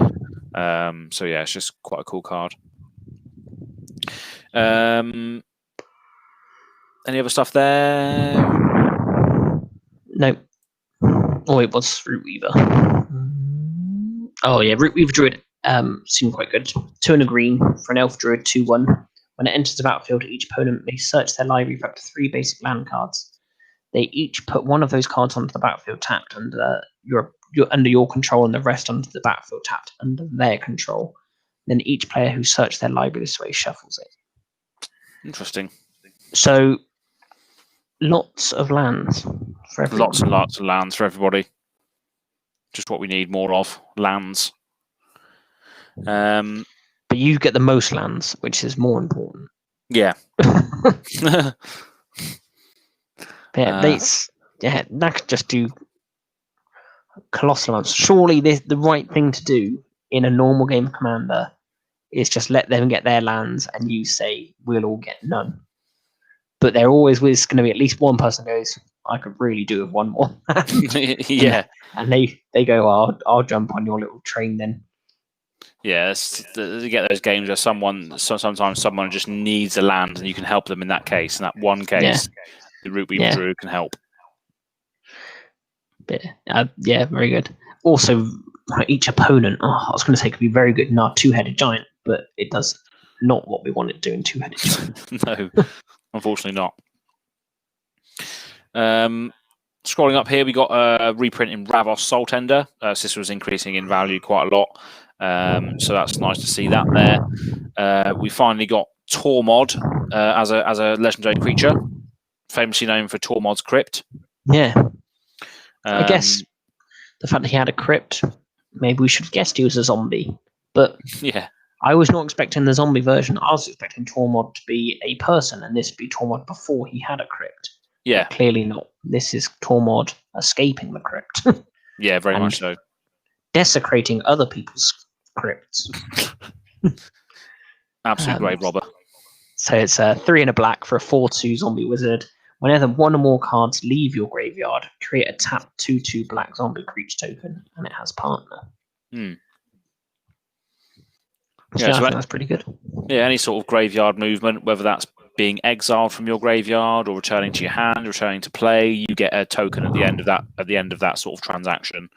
So that could be quite good, whether you're playing Reanimator, exiling your own grave for some sort of value, any sort of movement in the grave. Sir Conrad will seal that movement as well and ping people. So yeah, it could be quite a nice little deck to build. As an uncommon commander as well, so nothing too spicy. And we got Keleth, Sunmane Familiar, 1 white and 1 other for a legendary horse. It's a 1/1. Whenever a commander you control attacks, put a +1/+1 counter on it. So it's quite cool, and it has partner as well. So it just cares about buffing your commander constantly whenever it attacks. That's quite cool. Scrolling up, we've got a few more reprints, like Core Cartographer makes you search live for planes, put it onto the battlefield. Probably one of the only cards that ever does that in white. Very good ramp in white. Yeah. It's just a shame that it's significantly worse than any other color, because the same CMC in green will get you two lands onto the battlefield tapped with Explosive Veg or Ranger's Path, etc. But at least white's got something reprinted there. A couple of cool cards. Preordain was getting about sort of £3 or £4 just for this one singular spell, so it's good to see that reprinted. Omen Speaker, Derevi, one of the classic commanders, seeing a reprint here. Yeah, because it can always escape command attacks. You can pay 4 mana to always skip the command attacks. Yeah. So, yeah, and always good. Victimize, sorry, we skipped over that a second ago, the black card. I think that's quite good. Nice little reprint for your sort of like little recursion decks and things. Yep, choose 2 target creature cards in your graveyard. Sacrifice a creature. If you do, return those chosen cards to the battlefield tapped. Yeah, it's quite good if you've got like a rubbish little token that you can choose to sacrifice to get better things out of your graveyard. Yeah, it's pretty good. Also, Acri, Thought Vessel, and Boris Charm, all good fun reprints. Yep, that was only printed recently. The Akiri Line Slinger in Zendikar Rising, I think, wasn't it? Or that's not a lie, Aaron. That's a lie. It's an absolute lie. You just lied to the podcast listeners. I have, yeah. It's rubbish. No, there was a different Acri in Zendikar Rising. This is the original print. There was an Acri that was in the partner commander precons. Oh, I see. Right, yeah. That's it. And it's just part of that little reprint set. It's got a partner. That makes sense. Lovely. Thought Vessel's good. Boris Charm. Going up here, we've got legendary creature Ooze. Slurk. Don't remind me. Still no Prime Slime. No Prime Slime. Prime Slime. Seen everyone opening their Prime Slimes last week. Yeah, I did as well. Again. Big mistake. Anyway, Slurk all ingesting. 5 and a red for a 0/0. That doesn't sound good. But he enters the battlefield with 5+1/+1 counters on it. When Slurk or another creature you control dies, if it had a +1/+1 counter on it, put a +1/+1 counter on each creature you control that has a +1/+1 counter on it. So as long as all your stuff always has +1/+1 counters on it, they all keep getting better. Yeah, pretty much. So yeah, I'm happy with that. Yeah, I like that. An idea I've had for a while, sort of panels with like a Rishka Renegade deck that was sort of using +1/+1 counters to help ramp, and then I sort of realised you don't really need it, the +1/+1 counters, because Rishka can do them. Yeah. And I don't know, I got a bit confused of what I was really aiming for in that deck, so I gave up on it. But Slurk might be the way to go with it, especially as it has partner as well. Yeah. I feel I might do Slurk partner someone as a fun +1/+1 deck. Yeah. And just the idea being literally every single creature to have it. Yeah, it could be quite interesting. Slurk also comes with a very angry brother of Bio-Waste Blob. 2 green for an Ooze. That's 0/0 again. And Oozes you control get +1/+1. At the beginning of your upkeep, if you control a commander, create a token that's a copy of Bio-Waste Blob. Interesting. So, was it you that said Ooze is a sort of semi-relevant creature in D&D? Was it you that told me this? Someone did. Someone might have done. I think it was me, though. Well, anyway, apparently, I don't like I said, again. I don't really know much about D&D, but apparently Ooze is in there. So hopefully, get a few more Ooze cards in the D&D set next year. Oh, okay. Yeah, I've just literally just searched it, and yeah, there is a few oozes, a few legendary oozes as well. So maybe that's true then. A few characters, the grey ooze. So that's probably the thing we're going to see, the grey ooze next year. That's another legendary ooze potentially. So that's quite cool. There used to be a lot in the only one I know. The only thing I know about D&D is Baldur's Gate Dark Alliance, and there used to be a lot of oozes in that. They used to always be slinging stuff at you. And there'd be big blue blob ones as well, like a cube. Yeah. I think you nuisances. It's a classic game, that is Baldur's Gate. Awesome game. Dark Alliance, not normal Baldur's Gate. That was far too technical. Dark Alliance is what you wanted. Yeah, the PS2 version. PS1. Yeah. Very, very on rails and very, very good. Love that game. That was good. So yeah, couple of nice little oozes there. We've got a cool cat demon, which is quite good. So it's black and 4 for Rakdos Debaser, 6/6. Whenever it attacks, put target creature card from defending player's graveyard onto the battlefield under your control. That's fantastic. That sounds very good. Very, very good. But not only that, it does have Encore, so you can pay 6 and then black and exile this card from your graveyard. For each opponent, create a token that's a copy that attacks that opponent this turn if able. They gain haste. And then sacrifice it at the beginning of the next end step. So you get potentially a creature out of everyone's graveyard onto the battlefield under your control. So that just scales really well, because you can play it on turn 5 or 6, depending on how you've ramped. And then later on in the game, you can exile it from your library, from your grave, and then do it again and just get more scaled effects to it. So I think that's very good. Yeah, really good. Because I really like the Rakshasa. I don't know how you say it. Rakshaha. We didn't pronounce it very well on the we didn't pronounce it very well on the Demon podcast either. Rakshasa. I'm going for Rakshasa. Sounds about right. Yeah, the cat demons of Tarkir. Because I really like the style of them and stuff, and but just I never found a good card. The card I was like, yeah, this is amazing. Because I think we finally have our Rakshasa we can all bow down to. Yeah, this is the cat demon that you need, really. They just remind me of like the Oni, like proper Asian demon style stuff. Really good. So yeah, that's that. We scroll up a little bit more. We've got a couple more uncommon commanders. So we've got Nadia, Agent of the Duskanel. So this is a legendary elf. So we've got elves in this set as well that are mono black aligned, which is quite interesting. Again, I think that's calling to some I just feel this is a nod to something in the future. I think this is something coming.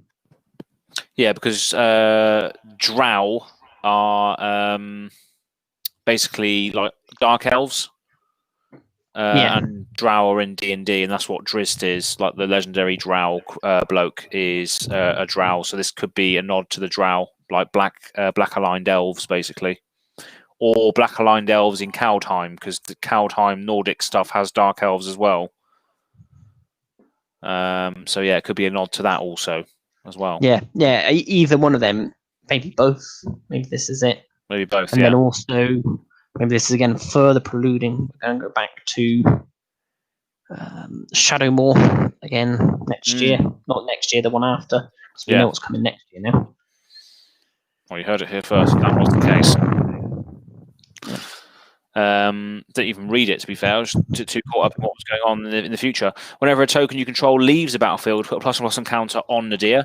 When a Nadia leaves the battlefield, create a number of 1/1 green elf warrior creature tokens equal to its power. So it's similar to the Elenda Dusk Rose sort of style, where whenever a creature you control leaves, or whenever a token leaves, you get a counter. When a Nadia leaves, you get that many 1/1s. So very similar to Elenda. With partner. Yeah, I don't know. Do you want this? And obviously, it could be as good as a general elf deck. Yeah. I don't know what you choose to partner it with. Maybe you could even partner with Use, because that cares about plus on counters as well. Yeah, that could be a fun little. They're both only uncommons, so there's a good chance you could actually do that just in the draft. And that'd be if you can then just get a handful of other sort of creatures that work with it, you'll be laughing then. Oozy elves. Lovely. To the left of that, we've got Imati, Celebrant of Bounty. So yes, this looks incredible. 3 red, not red, 3 green and blue, sorry, for a Naga Druid legendary 3/1. And it has Cascade, so 5 mana Cascade, lovely. Spells you cast with convert mana cost 6 or greater have Cascade. And that just got interesting. Yeah. Because, as we've said sort of in the other previous episode, when you're cascading with only a 2 mana spell, because you've managed to give all your spells Cascade, it gets a bit tedious trying to search for your last 1 mana spell or whatever. Whereas this, because only your big spells get it, you're guaranteed to be hitting stuff quite quickly and easily, so your cascades aren't going on for an hour each time. Yeah. I think it's just a really good space to have a cascade commander. It's not necessarily the best one, but I feel this is a really good, neat one that just lets you do what you want to do, have fun while you're doing it, without sort of getting bogged down, worrying that all of your sort of 3 drops, 2 drops are just going to be annoying to try and resolve.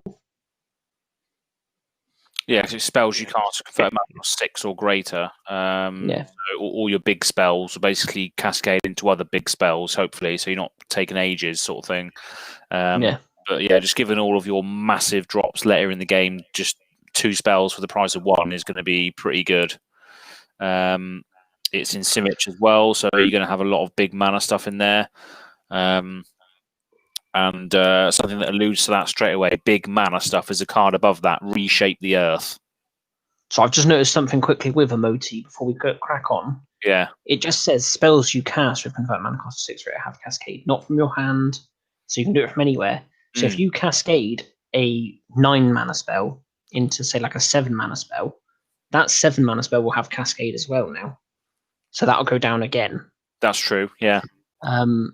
Just a fun little interaction there. You might sort of try and skip down the layers a bit.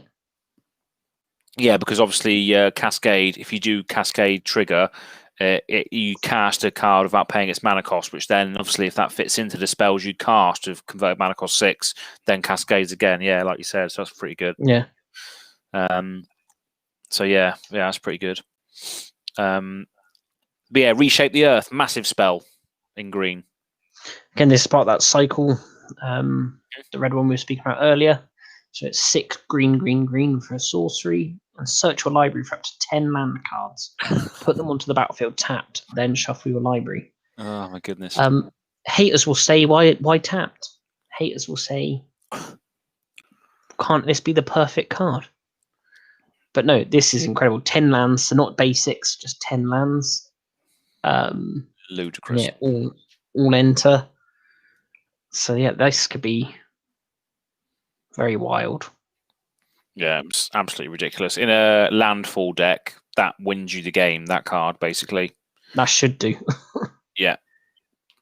That's what I think that's what they think they're trying to go for now, is any spell that costs 9 mana to cast should be winning you the game, probably now. Yeah. So yeah, nice little interactions with this is obviously anything with landfall on it will trigger 10 times. So like Obnixilis, Obnixilis the Fallen comes in, you get 10 land triggers, which means target player loses 3 life, and then Obnixilis gets 3 counters for each land that enters. So you drain someone for 30, and he then becomes a 33/33, basically. So yeah, that's pretty vile. Loads of other cards that do the same sort of thing whenever land enter. So there's loads of synergies with that. Don't need to read them all off. I just thought I'd try and sneak a little demon interaction in there, of course. Yeah. Someone's just commented that it can also assemble the Urbig Coffers, Field of the Dead, Valakut, all that sort of stuff all at once. Oh yeah, So yes, that was from Lou on YouTube. Thanks for that extra bit of advice. yeah. And Cheers. someone else is saying Great White Shark or Shork, sorry, get 10 fetch lands this turn and tap and sack those next turn. And so if you really want to just have as many landfall triggers as possible. Oh, it's horrible. It's nice to see that people have some absolutely disgusting points of view to how to use it.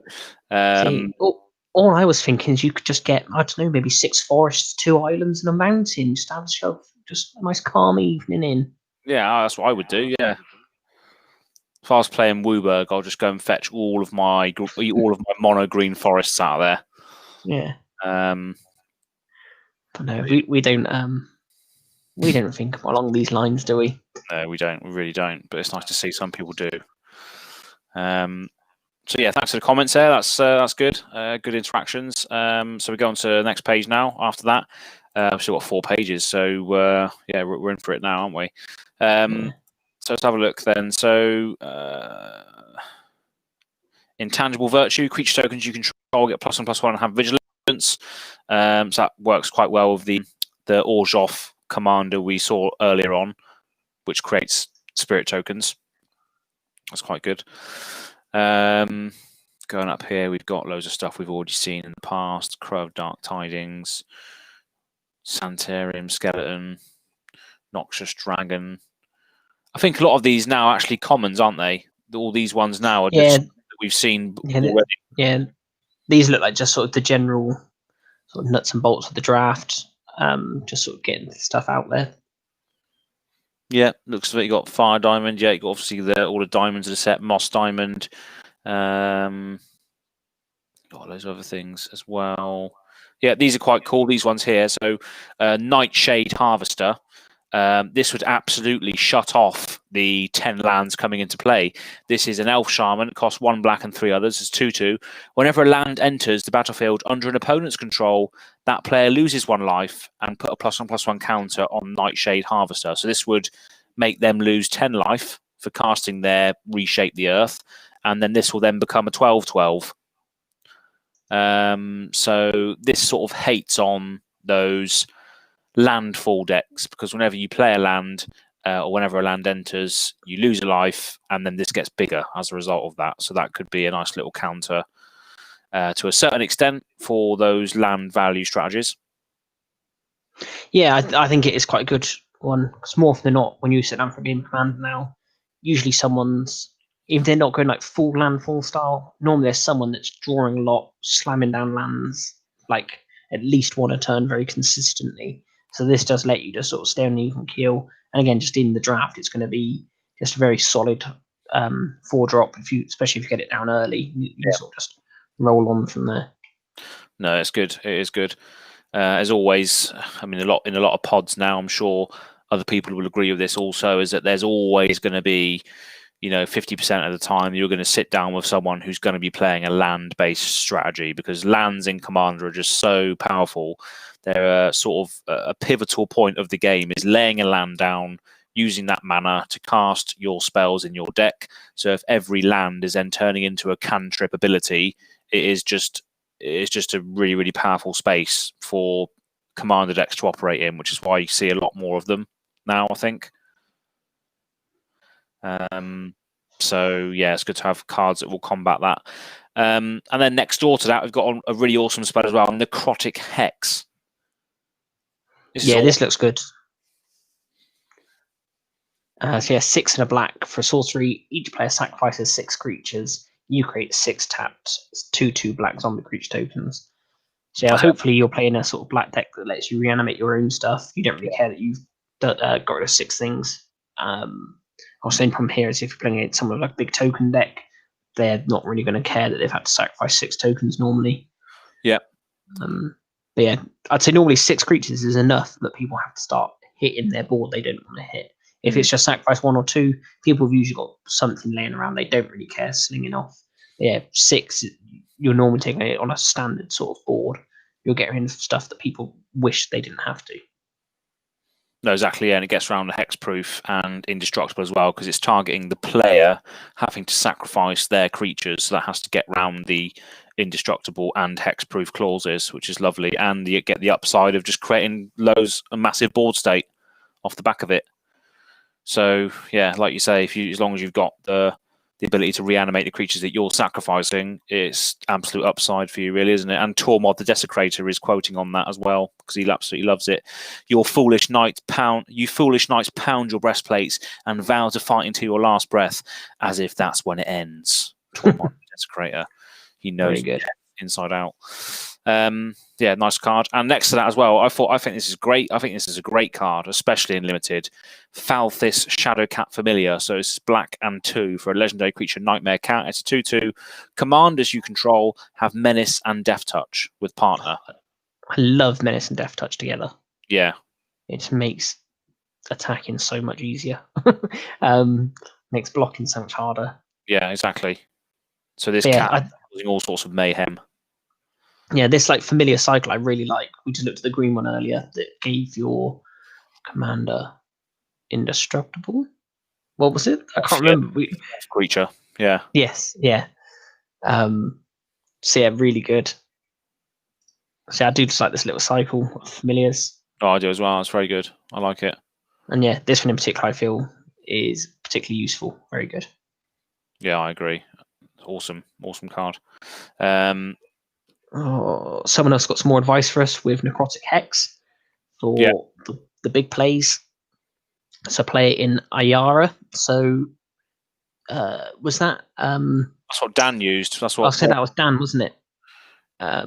So he might take this advice on board. Yeah. So with Necrotic Hex, flash and Dictate of Erebos and have your opponents sacrifice 12 instead. Wow. Oh, I love people's suggestions. It's funny because it's just like 10 times better than what we actually suggest. Take that. Yeah, take that. Ayara, yeah. So Ayara was a commander that Dan used. So yes, thanks for the suggestion there, Dan. If he's watching or listening to this at some point in time, get Necrotic Hex in that deck. That would be absolutely vital for that deck. Because then, yeah, you create 2. Everyone sacks 6 creatures. Yeah, then you create 6 tapped zombies. So yeah, if Ayara survives the Necrotic Hex, 6 zombies then enter and then drain you all for 6 as well, because 6 black creatures enter. Yeah. So whenever a creature enters, she drains you, doesn't she? So as long as she survives that transaction, she can then drain everybody for 6 as well. And then she can also sack those zombies that came in to draw cards. Yeah, fantastic suggestion. Ayara, yeah, very, very good. And you'll see Ayara on the next episode of Pass the Turn Versus. So if you're not aware of what Pass the Turn Versus is, it's a series where our team go around the UK and challenge local game stores to a game of Two-Headed Giant EDH. Albeit it has stopped now because UK is in a lockdown again till early December. But we do have episodes filmed for that, and the one that we're referring to with Ayara does have Pleasant Kenobi Vince on the episode as well. So make sure you check that out if you're a fan of Ayara, because Ayara is in that battle, isn't she? So alongside Tatio the Benthic Druid. So yeah, very, very good. Very, very good card. So scrolling up now, we've got a few other reprints. You've got obviously Kodama's Reach, which is crucial for any sort of ramping green. We got Raeanne, Last of the Abzan, another commander that featured on Past Turn Versus. This is what Bart played, and you played against this, didn't you, in that game? I did. That's one of the few times I've actually turned up to the Magic table with a functioning deck. Yeah. Also, it seems it's just sometimes we get a bit unlucky on camera, didn't we? Unfortunately. Yeah, on camera. On camera, all goes horribly wrong for us, anyway. So yeah, Raeanne, Last of the Abzan, nice little Golgari reprint that cares about counters, and then we got Karametra, God of Harvests, which you were speaking to me about recently that you potentially want to build a deck around. Yeah, I just want to. I don't know why. In the back of my head for a while, I've just been thinking I just want to build a green-white deck. Don't really know why. I think it's just all the enchantment hate in there. Selesnya, and yeah, I don't really know why Karametra. Just nice little value engine and no real theme to it. Just green, white, good stuff, and just see where we end up. Oh, that's perfect. Yeah, for green, white, good stuff. Whenever you cast a creature, go get a land onto battlefield tapped. Yeah. Potentially a god that's a 6/7 indestructible coming at you. If you've got the devotion, yeah, why not? Scrolling up, we've got Generous Gift, which is basically Beast Within for white.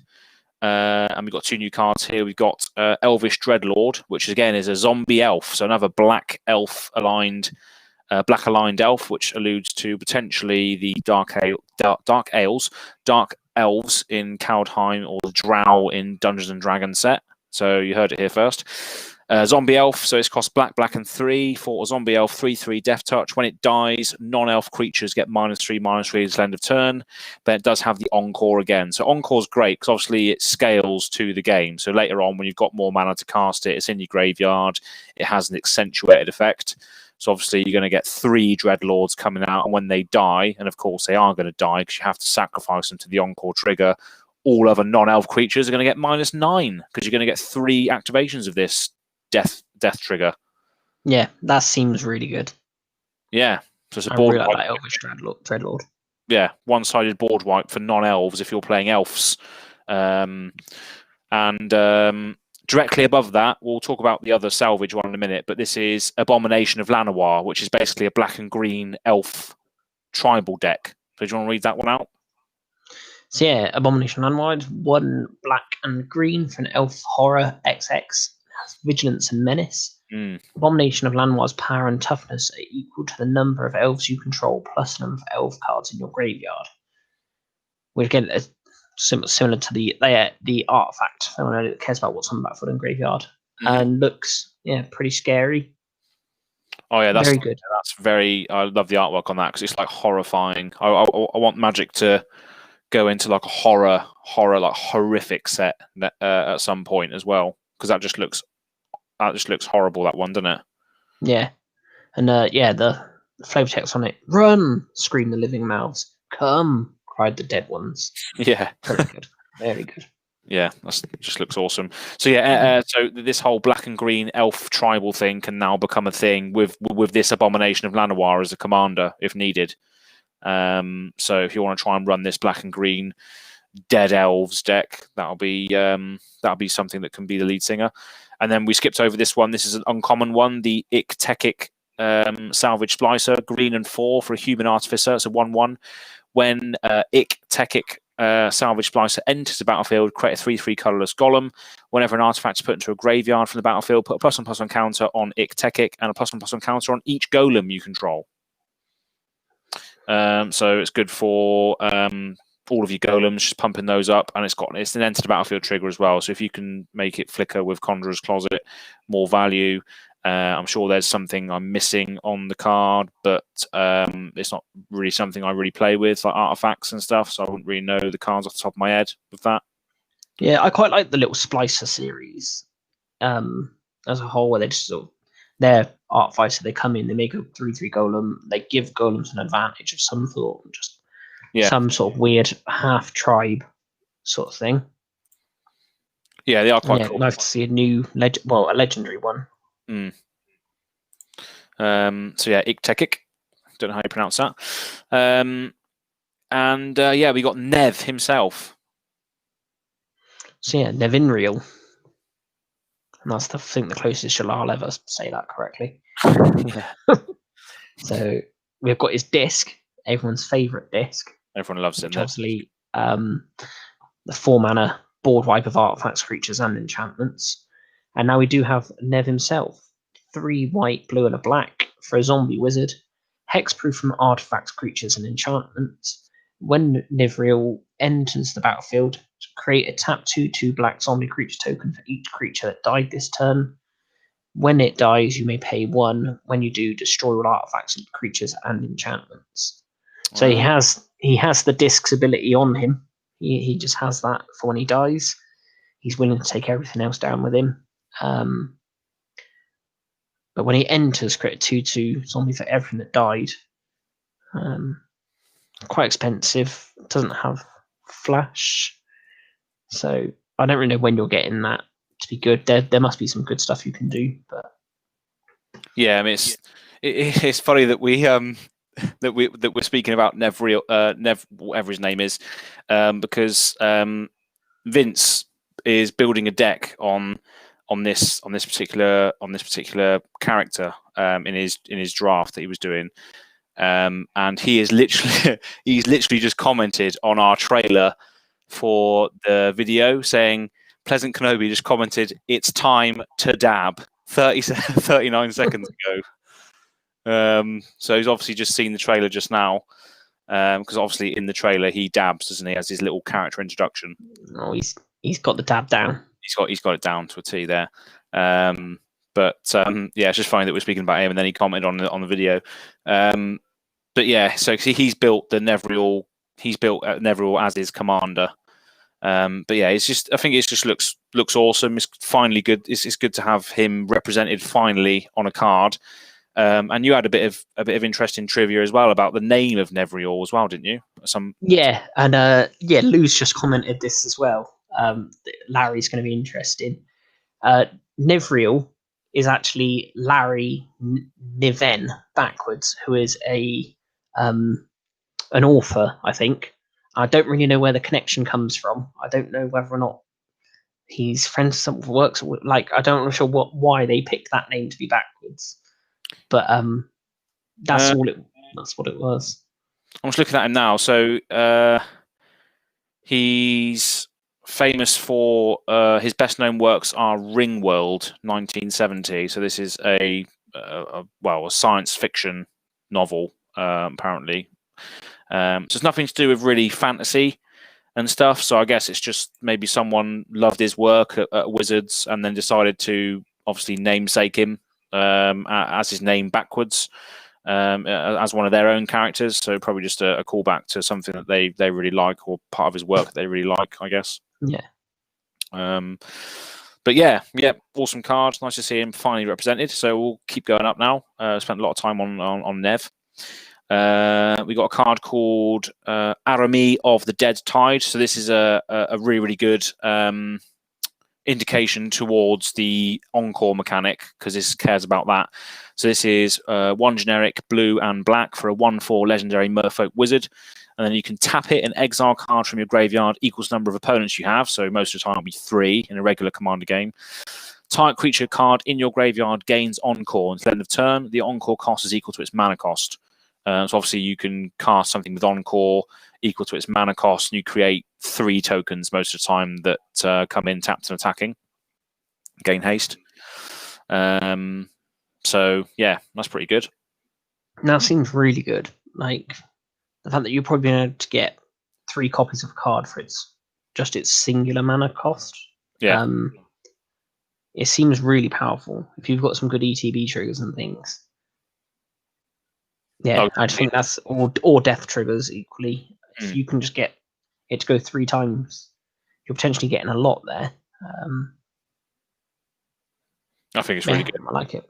Yeah, I just love the Encore mechanic in general. I think it's pretty interesting, because it's just one of those things that scales with the game. You know, you play your normal creature for its normal cost, and then obviously you can Encore it later to get an accentuated effect, which I think is a good way of scaling some creatures. Then we got another Rakdos-y sort of, reminds me of what's she called? Oh, the Ring character. Judith, the Scourge Diva. Yes. That's what it reminds me of. So black and red for legendary creature Human Shaman. Whenever you sacrifice a permanent, put a +1/+1 counter on Jury, and when Jury dies, it deals damage equal to its power to any target. So it cares about sacrificing permanents, and ultimately when she dies, you blaze someone for what her power is, which is quite cool. Yep. Yeah, good. I'm sure there's another Rakdos, just normal card. There wasn't a commander like that as well. But yeah, good stuff all around. Also, Flamekin Herald is here, so commanders now have Cascade. Lovely. Great fun for everyone, including the editors. Yeah, that's pretty good, because some commanders can cost an absolute bomb, and then you can just go and get 2-for-1s again. It's just great in Commander, isn't it? 2-for-1s, trying to outvalue your opponents whenever you can. So getting 2 cards the price of 1 is always good. Scrolling up again. So this is good. This is a good equipment card. Have you got that Commander's Plate in front of you? Yeah, I've got that for this. So for only 1 mana, equipped creature gets +3/+3 and has protection from each color that's not your commander's color identity. You can equip a commander for 3 or just normal equip for 5. So again, much better if you're playing just a mono color deck or possibly a 2-color deck, but pretty rubbish if you're playing a 5-color deck. So again, a nice way to sort of scale to sort of reward those that are not being greedy. Yeah, I think it's pretty good. +3/+3 as well, and protection from each color that's not in your commander's color identity. Yeah, so it's going to be best in monocolor, isn't it? Every color not in your commander's color identity. Yeah, and as Lou's just pointed out, especially if you're playing colorless, say Kozilek, Commander's Plate just makes it so it has protection from all colors now. Oh wow! Yeah. So yeah, anyway, for Lou's everyone got all the ideas, hasn't he? I know. I don't know. Lou, where were you when we went to the gaming den? We need to exchange notes. Yeah, we do definitely. And I've just checked the YouTube again, and Lou has subscribed as of 15 minutes ago. So thank you very much for subscribing to the channel. Got a live subscription updates. Absolutely fantastic. Thank you very much. Stay tuned for more garbage content. No, I'm joking. So yeah, awesome card, Commander's Plate. Obviously, even better. Well, you wouldn't equip this to any other creature, would you? Well, no, you could do, I guess. Yeah. Each color that's not in your commander's color identity. So yeah, you'd still give the creature that you're equipping it to. If it's not your commander, you'd still give it protection from any color that's not in your commander's color identity. So you could still do that worst case scenario, but it costs 5 to equip it to a non-legendary. Yeah, it does make it quite expensive. Probably not the most optimal play. No, but again, good and Boris, giving it protection from white, green, blue. That's not in your, right? No, that's not in your Kamala's. Your Kamala's. Right. Yeah, so you get black, green, and blue. That's what I was thinking. Protection from is pretty good. Yeah, so again, that'll protect most things going on. But I think what I want to do now with this is create a colorless deck. Equip it to Bosch Iron Golem. Fantastic. Here we go. CEDH. Right then. So good card. Then we got a legendary unicorn creature. So unicorns obviously coming in with we've got Emil from Jumpstart, and we've got Lathiel now, the Bounty of Dawn. So this is a Selesnya and 2 for a 2/2 lifelink unicorn. And at the beginning of each end step, if you gained life this turn, distribute up to that many +1/+1 counters among any number of other target creatures. So that's basically good. If you're gaining loads of life, you can then buff all your team. Yeah. Shame can't do it to herself. Yeah. Because then you could just whack loads of counters on her and then get even more lifelink, even more counters. Yeah, good point. That's probably why it's not, isn't it? That'd be a bit too busted. Yeah. But no, I was just thinking generally just getting it out of the way of just sort of some general sweepers, just making it just big enough. Just keep it safe. But no, I like it. I like maybe, again, a good way for my possible green-white deck to go. Build Lathiel and have a big life gain style one. It's life gain is just one of those abilities. It doesn't win you the game. You need to weaponize it in some way, and I feel that this does that. It's like life gain decks normally they rely on stuff like Etherflux Reservoir, pay 50 life, 50 damage or something. They just need a way to, or white needs a way to potentially weaponize life gain in a better way. I feel so. Yeah, it's pretty good. The unicorn. We got Tana, the Blood Source. That's an old partner, isn't it? I believe. Yeah. Yep, one of the original partners. And I think all the original partners have this nice little transparent artwork as well. The Commander Legend symbol in the background. Yeah, no idea how to get that. Assuming collector boosters, but to be honest, it could be anywhere. Yeah, could be anywhere at this point. We got a ridiculous reprint above this. Mana Drain.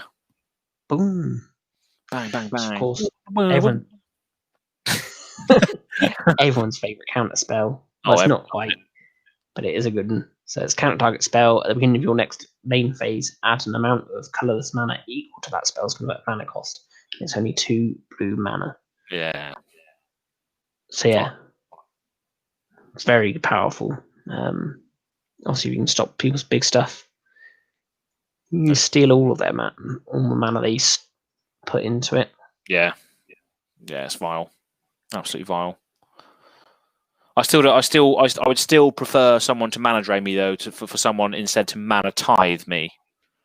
I've been scarred for life after getting my Torment of Hellfire mana tithed. James did it to me. And that's just scarred me for life ever since then.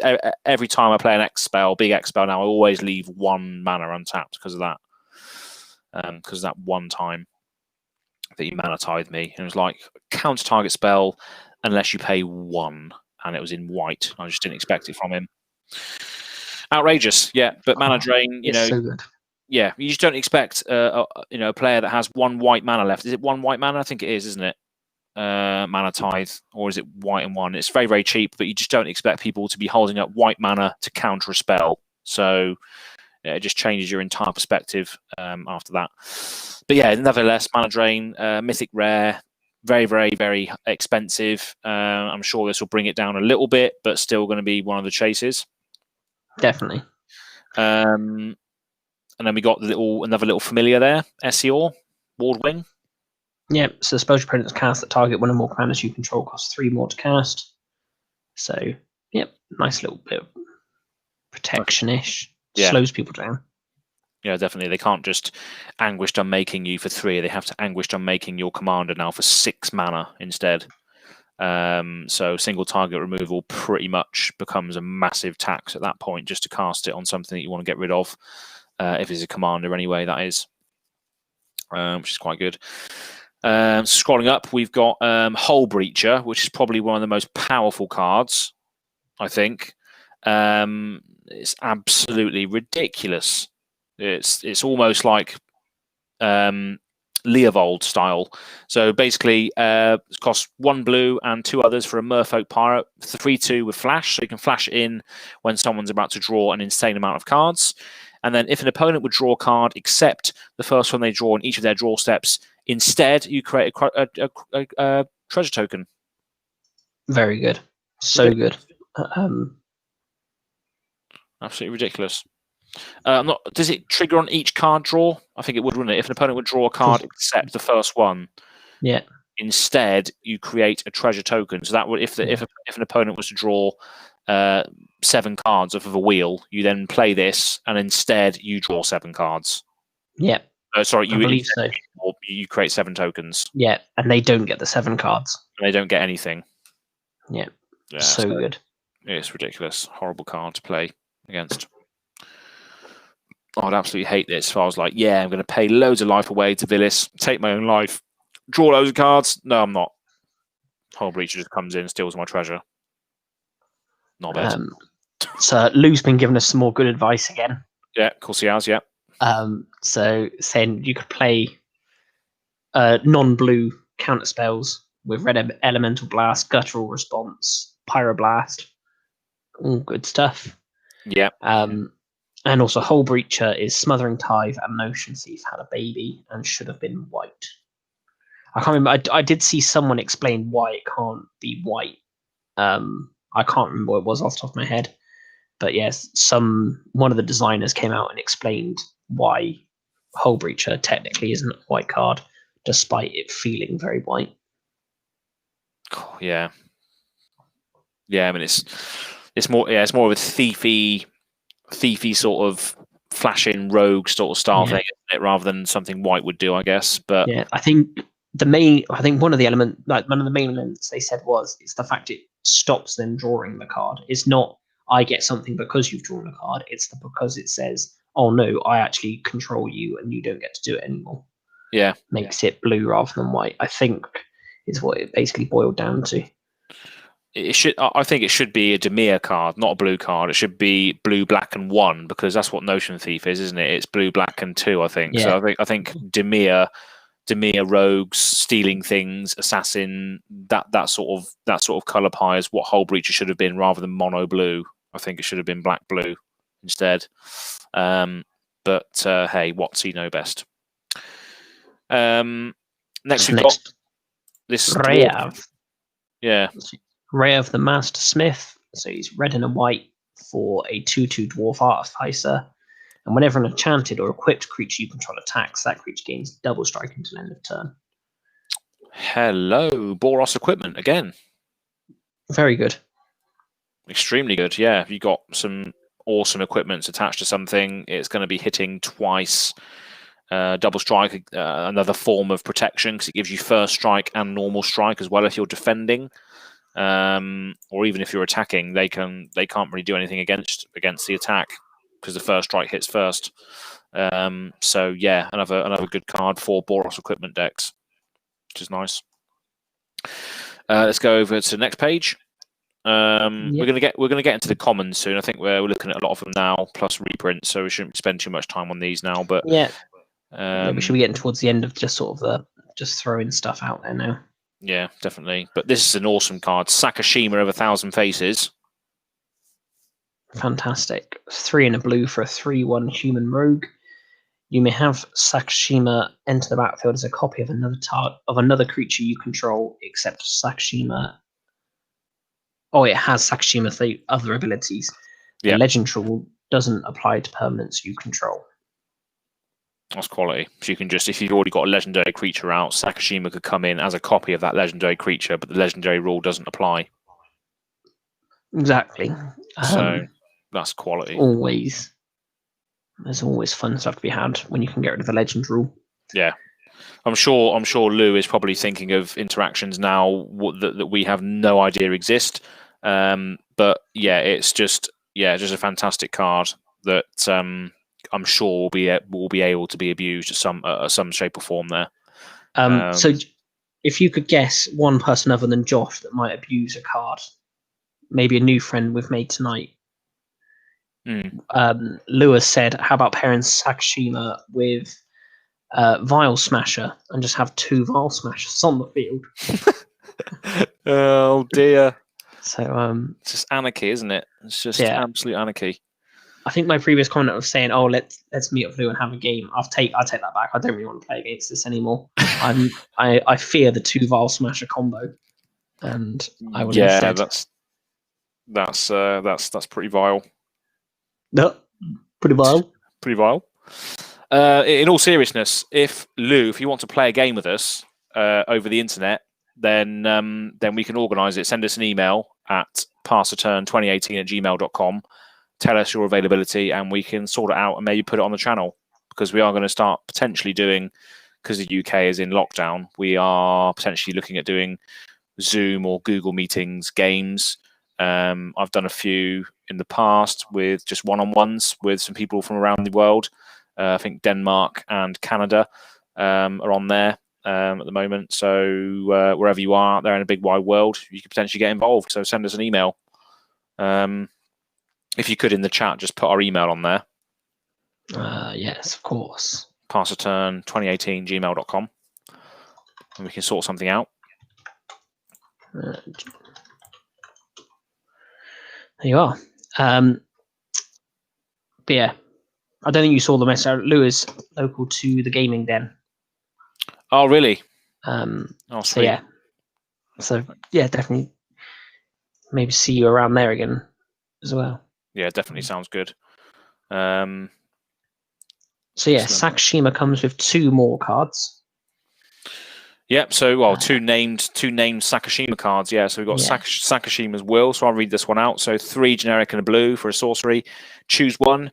If you control a commander as you cast a spell, you may choose both. So obviously you probably will do in a format like this. Target opponent chooses a creature they control. You gain control of it. Lovely. And then choose a creature you control. Each other creature you control becomes a copy of that creature at the end of turn. Lovely. That's brilliant. Again, I'm trying to think of something which would be ridiculous. Yeah, I'm drawing a blank right now, but I'm sure Lou's going to drop us a comment any second now. This is exactly what we should be thinking. Yeah, this is what the chat's all about, really, because we can't think for ourselves sometimes. Or we still don't have the knowledge that some people have of Magic the Gathering cards in their brain. We still don't have it. and yet we're creating content on it. I think Lou should be on the channel at some point as well. But yeah, and then we have Sakashima's protege as well. Do you want to read this one out, or? Sorry, yeah. Sakashima's protege is 4 blue for a shapeshifter 3/1 with flash and cascade. Lovely. You may have Sakashima's protege enter the battlefield as a copy of any permanent that entered the battlefield this turn. So it can just be a copy of whatever you've cascaded or anything else. Yeah, just more clone effects coming into effect here, which is nice. And I'm probably going to include some of these in my. I'm going to build a Lazav deck soon. I keep saying I'm going to build it. It's going to be built at some point, so it's going to have a lot of. Because Lazav himself, this is the Dimir Mastermind version. He copies things as they go into the graveyard. So I think I'm just going to have a lot of clone effects in there as well. So Sakashima, Thousand Faces, Protege would be nice little includes for a deck like that, I think, thematically. So yeah, nice. Going up the list now, we've got Coercive Recruiter. This is a new one. So red and 4 for an Orc Pirate, 4/3. When it or another pirate enters the battlefield under your control, gain control of target creature until end of turn. Untap that creature until end of turn. It gains haste and becomes a pirate, just to its other types. Just sounds like fun.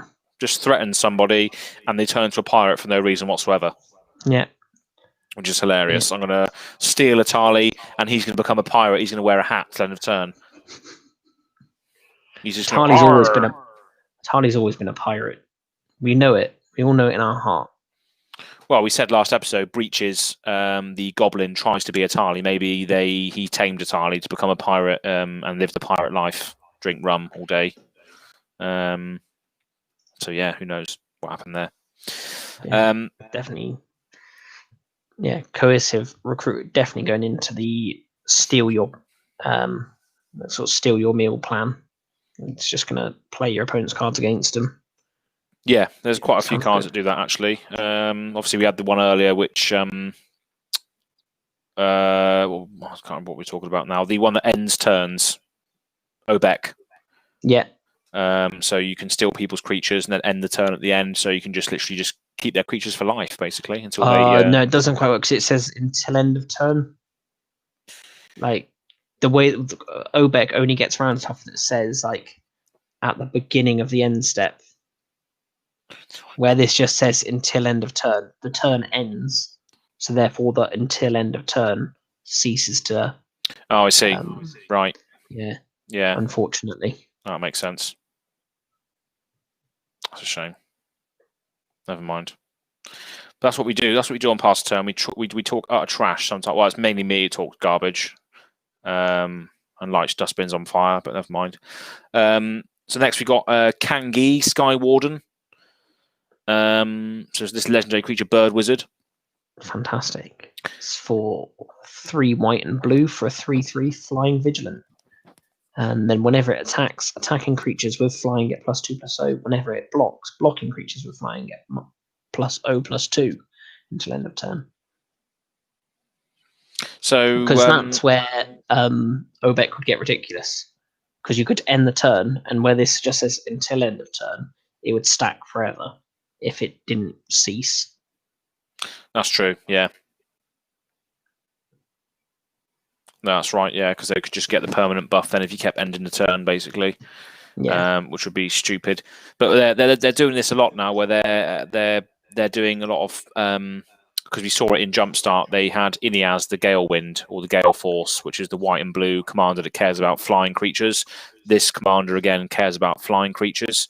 So they're sort of, they've done all the tribal stuff, and they thought, oh yeah, we'll just start doing keyword tribal now, like Death Touch tribal, Menace tribal, Flying tribal. So that obviously they're expanding upon that now in this set as well, potentially. I personally love it. I love keyword tribal. Yeah, I do as well.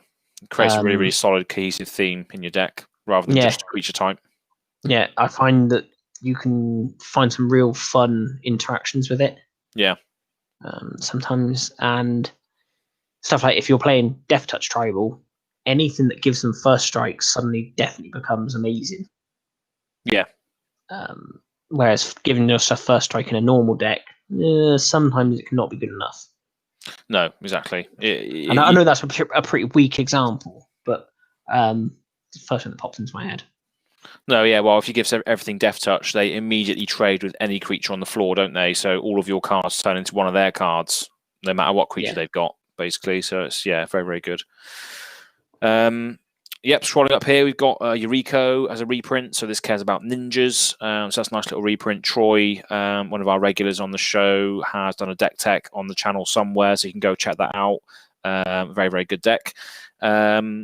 We've got a legendary creature, Elf Druid, Gilandra, Caller of the Wildwoods. So this is green and 2 for a legendary elf. 1/2, and you can tap to add green. When you spend this mana to cast a spell, converted mana cost 6 or greater, draw a card, and it has partner. So it just cares about big spells. Yeah, it's okay. It'll be good. Well, I don't know how many big spells you're going to be wanting to cast in limited, but yeah, a fine little mana dork sort of thing at 3 mana. It's not much of a dork. Yeah, I just feel it's sort of a bit lost. I just feel it's too big to just be a straight mana dork. Doesn't have any stats to sort of back it up at all. No, it's really just like a bit of ramp in the command zone that has some upside later on in the game, I guess. So yeah, if you care about having a lot of mana, you know, if you have this in your command zone, at the very worst, you can get it out potentially turn 2 and have an additional mana to use on the next turn because it taps to add green. So yeah, if you really, really care about having mana in the command zone, that's what that's there for, I guess. And then we got the Power Stone Engineer. Read that bloke out. Mr. Glacian, 5 and a blue for a 3/6 human artificer. Tap it and tap X untapped artifacts you control. Look at the top X cards of your library. Put one of those cards into your hand and the rest into your graveyard. Decent. Seems good. Yeah, good for any sort of massive artifact deck. Again, Breya, you got loads of artifacts out. You can look at the top 10 cards potentially, and you could do this on someone else's turn or someone else's end step, and then look at the top X cards, look for what you want, and then draw it. Which is lovely. So I think it'd be pretty good in a deck like that in Breya. Yeah, just only should just 6 mana just feels a touch high for it. Yeah, it just feels just a little bit too big. But look at the top X put into hand. I guess it is very powerful selection. So yeah, maybe it is worth it. Maybe it is late game enough that although the card directly isn't going to win you the game, it will quickly get you the pieces that will. Yeah, and it has partners. I'm not sure if we read that out either, but it doesn't really make a difference. But scrolling up, we've got a nice new dragon. So I will announce I'm making a dragon deck. I spent £78 on it recently, so I'm hoping it's good. So basically, I just got all of the ridiculous mono red dragons into my collection recently. But this looks like a nice little addition as well. Hellkite Courser. This is for an Ataka World Render deck, by the way, if anybody cares. But yeah, red and green Ataka World Render. So yeah, Hellkite Courser, red, and 4 for a creature dragon. It's 6/5 with flying, of course. And then when it enters the battlefield, you may put a commander, which in this case will be the Ataka World Render, onto the battlefield from the command zone. If you do, it gains haste. Return it to the battlefield. Return it to the command zone at the beginning of the next end steps. This is ridiculous. With Ataka, you bring Ataka out. All of your dragons then gain double strike, and then Ataka also has haste. That's brilliant. Oh, that's definitely going in there. But yeah, I just noticed as you read it, it's any command that you can get. So although I know, like in your situation, you said it's all dragon centric, and it's very important to get your commander out there. Yeah. But sometimes it might be good to get someone else's. I'm not really sure what, but I don't know. There might be the odd case where stealing someone else's might do something good for you. Oh no, it's you may put a commander you own from the command zone. Oh, of course it is. Yep. Ignore me again there. Sorry. That'd be funny, wouldn't it? Oh yeah, I'm going to bring your commander out instead. Yeah. Yeah, I don't know quite what I managed to mishear there. But anyway. I don't think I read that part out, to be honest. I think that's my fault. Fair, it's so obvious. There is no need to read that part. They probably didn't even need to print that part because everyone just knows you will only get your own commander. Don't be silly. No, exactly. Break the rules of magic. But yeah, I think that's a pretty good card. Very, very good addition to my personal Otaka deck, Dragon Tribal stuff. And yeah, so it's nice to see that there. It's a mythic rare as well, so it could be fairly sought after, but I don't think it's going to be that expensive to buy as a single, is it, that one? Yeah, I don't know. As long as enough of this product is opened. When it enters, you may put a commander you own from the command zone onto the battlefield. It gains haste. That's pretty. If you had Dragon, for instance, Dragon's coming out at you 10/10. That could be pretty vile. That would be good. But yeah, I don't know how much that's going to be, but I'll probably buy that at some point. Scrolling along, we got Team of Battle Rage. Obviously, we know what that is. It's a massively reprinted card, and we got Bruce Tarl, which is basically your representation of yourself right now. I wish I was Bruce Tarl. Funny. Heroes. He is an ally, of course. Yeah, you've got him in your deck, haven't you? In your ally deck. If that even exists still. It does exist. Of course, it exists. It exists unchanged for the last 10 years. That's how it exists. No, exactly. Yeah. I don't actually know if he is in there, to be honest, because I think he's still in whatever precon he was in. Oh, really? Oh, okay. Yeah, I think he's still sat in there. Yeah. Anyway. Yeah, move on from him anyway, because we know what he is. Dawnbreak Regent, yeah, we know what that is. Actually, is that new? I think that's new. Dawnblade Regent. So 5 green for an elk, 8/8. When Dawnblade Regent enters the battlefield, you become the monarch. As long as you're the monarch, permanents you control have hexproof. Nice. So that seems pretty good to me. Yeah, it's pretty good. I mean, it's a lot of mana for an 8/8. I mean, you get the monarch, which means you draw a card in the end step, and permanents you control have hexproof. But I think what was aestheticism, or is that just creatures you control have hexproof? Maybe aestheticism. But yeah, I think it's quite expensive for what it does, especially for a green card. There's probably other things you could do with that, I expect. Yeah, probably. Yeah. But it's nice to see a majestic elk and the sunlight peering through there. Nice art. Counter spell. Yeah, we've got an annoyed dinosaur. He looks like he's trying to eat something. It's just Cascade dinosaur. Ishai, the dragon speaker, again one of the partner commanders that Bart played in Past Turn Versus 2. You would have seen him play Ishai and Raeanne, Last of the Abzan. Arcane Denial, that's a good card that actually comes in the Reap the Tides precon, the Simic precon, so go and check that video out again when it comes out later today. Well, it'll probably be tomorrow now at some while, depending on where you are in the world. But in the next few hours after this gets published, this podcast. Yep, that's a nice little reprint. This is a new one, Ingenuity Engine. I don't know how you would use this. So 7 mana for an artifact that has Cascade. Then you can pay 1, tap it, sacrifice an artifact. Turn target artifact you control to its owner's hand. I guess that final ability is very cheap. 1 mana to return an artifact to hand. It's a very cheap way of recursion. I know you have to recast the spell, but very cheap recursion there. Well, it's not recursion, is it? It's bouncing something back to your hand. Sacrifice an artifact, return target artifact you control to its owner's hand. Yeah, for some reason I read Graveyard there. Yeah, I mean, if that was the case, I reckon that would be pretty good. Sacrifice an artifact, return target artifact from graveyard to your hand, but it's artifacts you control, so maybe it's just getting more enter the battlefield effects. I mean, is there many enter the battlefield effects in your Breya deck at all that might use that, or not? Obviously, there are the ones that when it enters, you can then return stuff from the graveyard to your hand. Yeah, so that could do work. It that sort of way. So you could get like an infinite loop going with that. You could just get nice little cycles going, I guess, with artifacts that then get sacrificed to the grave, return to your hand, come back in, return that artifact that you sacrificed to your hand, etc. So I guess you could get nice little loops going on with that.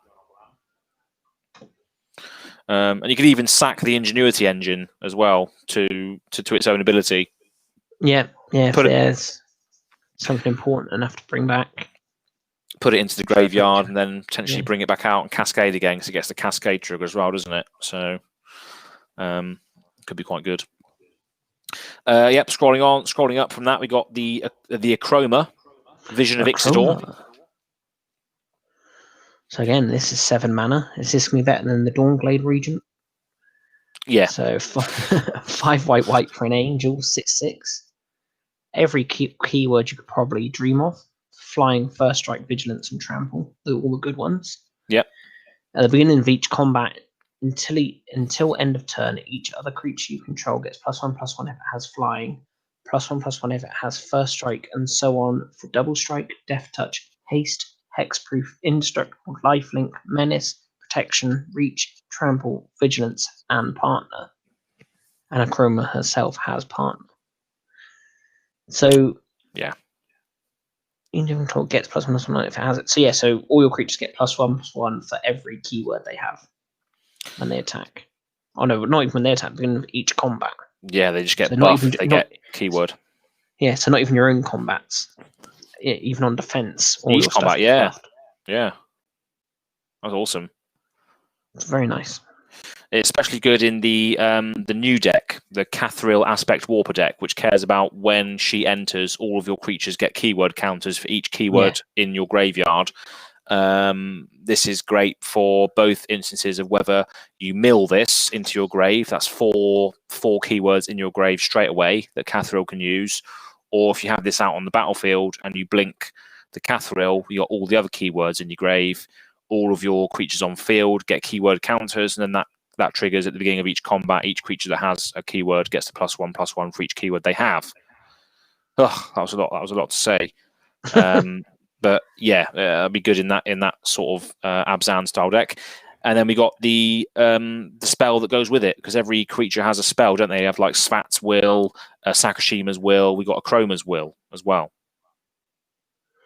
So yeah, that's 3 and a white for an instant, and like I say, the same as all the others. Choose one. If you control a commander, you can choose both. Creatures you control gain flying, vigilance, and double strike until end of turn, or creatures you control gain lifelink, indestructible, and protection from all colors until end of turn. Oh, that is probably the best one. That one. That is vile. If you have your commander out and you cast that is ridiculous. So yeah, commander out. Flying, vigilance, double strike, lifelink, indestructible, protection from all colors. So that's basically unblockable as well. Yeah. And then you get all that life back as well. You hit twice, and you can stay up to block as well. Yeah, you should. Yeah, like you said, that is more than likely a win as long as you've got a half decent army on the field. Yeah. In the picture, that's a load of knights riding huge cats. Yeah, I'm awesome. down for that. I'm down for Akroma's will. Yeah. Yeah, definitely. Just as you say, white cards getting more love and potentially just winning the game from a huge keyword combat. Yeah. So yeah, but maybe they're close. So obviously, green's got loads of them sorts of spells, like sort of overrun style things. It's very easy. If you just got a big board, you win the game now after you cast it. Yeah. And this does just do that for white. I was just trying to think whether or not all the other colours have got something similar. Like, is there like a black version of this, a red version, a blue version? Yeah, I mean, black and blue and that sort of stuff. They're not combat heavy, though, are they? Green's like obviously gives you +X, where X is the greatest power among creatures. So green cares about pure raw power, whereas white cares about all of the keywords, like the absolute combat prowess over raw power, basically. So again, that could be a direction that white go down, is keywords, having keywords on everything. Yeah. To give their creatures just absolute prowess in all areas, not the actual keyword prowess, but battle prowess. So yeah, very, very good. Let's go up a little bit more here. We've got a couple of cards that are just reprints. Humble Defector is a very, very good one for any mono red deck. So Human Rogue, red and 1, tap, draw 2 cards for a red card, mono red, and then target opponent gains control of Humble Defector. Activate this ability only during your turn. So it's a great political tool. You could just be like, I'll tap, I'm going to draw 2 cards, I'm going to give the Humble Defector to you. Do you mind if I give them to you? You give them back to me after you activate the ability. Yes, you just keep getting 2 cards from it. And you potentially gain a short-term ally out of it. So it's a nice little political card to use in a game of Commander, which I've never ever seen before until now. So I think that's a pretty decent card. Yeah, very good. I mean, mono red, is known for rubbish card draw. You got looting effects, obviously, that red, discard a card, draw a card, sort of stuff. And you've obviously got exile the top card of your library. You may cast at end of turn, but this is just straight up card draw as long as you've got an ally to use to your advantage as well there. Scrolling up, we've got Kram, Ludovic's Opus, which I believe you've used before in a partner deck. Grixis Pingers, isn't it?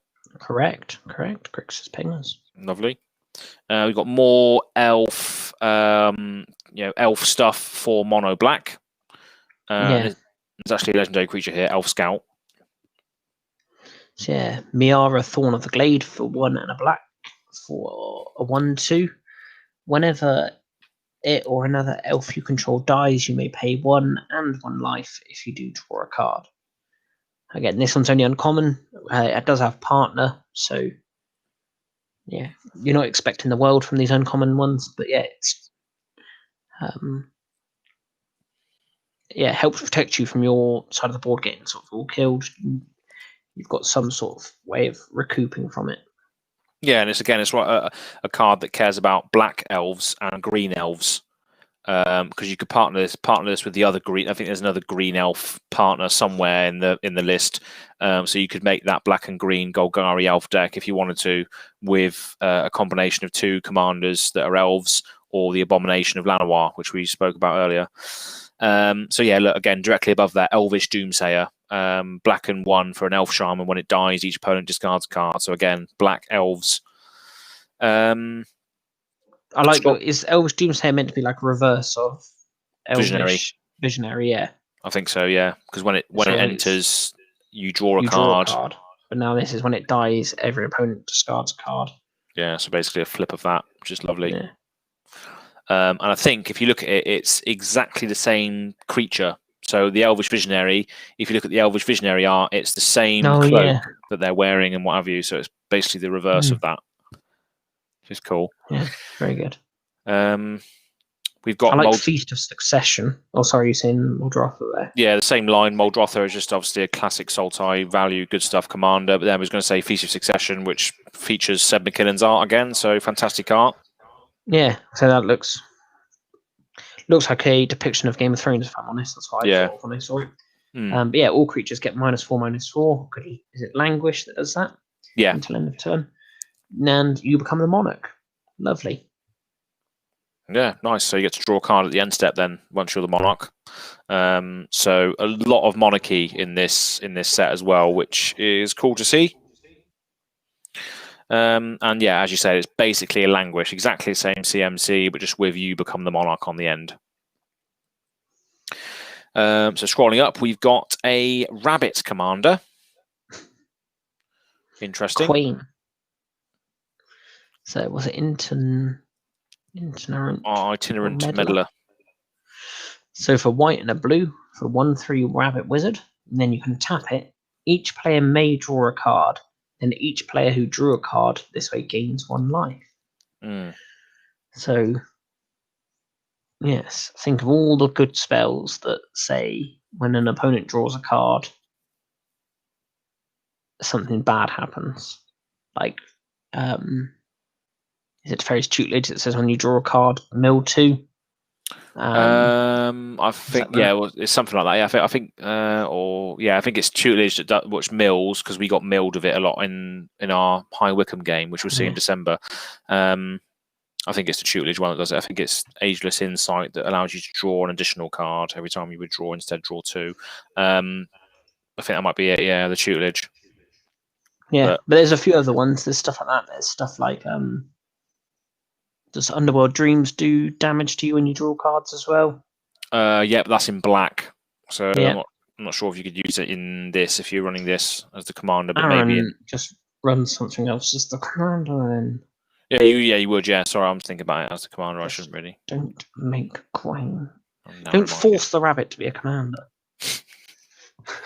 Maybe in Easter you'd use Yeah. it, wouldn't you? Yeah, very. I wonder what plane that is. Is that Eldraine? I don't really know. It's got to be on there. Where's this rabbit hiding? Looks like the rabbit from Alice in Wonderland. Yeah. Maybe it's Strixhaven. Strixhaven. Maybe. But yeah, interesting. Just it's there's no upside to that card at all, though. Each player may draw a card. Each player who draws a card this way gains 1 life. There's no upside for yourself, is there? Well, each player may draw a card, I guess. So it includes yourself. You get to draw. But yeah, very very bizarre. Love to see it being played. Is this to be some sort of group hug deck? Because I feel like that's something they haven't. I feel like group hug hasn't had any new good tools for a while. No. So is it part of that? Are they trying to help there a bit? I don't know. Yeah, I guess so. Yeah. Yeah. I mean, it's not really a popular archetype, is it, really? But no. But I feel if they pushed it a bit more, people would go into it a bit harder. Yeah. It just seems like where it hasn't had anything for so long. Yeah. And they only make one-sided cards anymore. Yeah, exactly. So either side of that, we've got Body of Knowledge. This is an avatar, blue, and 3. We've got 2 avatars either side of that, actually. The Body of Knowledge, blue, and 3. Power and toughness equals number of cards in your hand. And then if you have no maximum hand size, as long as it's alive, and then whenever it is dealt damage, draw that many cards. That sounds good. Yeah, that could be very, very good. But blue doesn't really need stuff that gives you no maximum hand size or card draw, really. So just a nice little card, nice little design. And then on the other side of that, we've got Soul of Eternity. So white, and 5 for an avatar. Power and toughness equal to your life total. So that could be quite good. But by the time you're on turn 7, your life total might be slightly lower, but still could be very, very powerful, potentially. But as you said before about having white decks without a way of finishing it, and white life gain decks without ways of finishing, this gives you it. You can now just get 7 mana. That could be like 100, and just start swinging. Yeah, and even more, it has Encore on there as well. For an additional 2 mana, you can exile the card from the graveyard and for each opponent, create a token that's a copy that attacks it. So you get 3 versions of this, depending on what your life total is. Depends on the damage dealt, but there you go. So pretty cool. And then we got 3 new legendaries on this next line. Yeah, so start with Jared Carthalion, True Air. So that's Nadia. Green, red, and white for a 3/3 human warrior.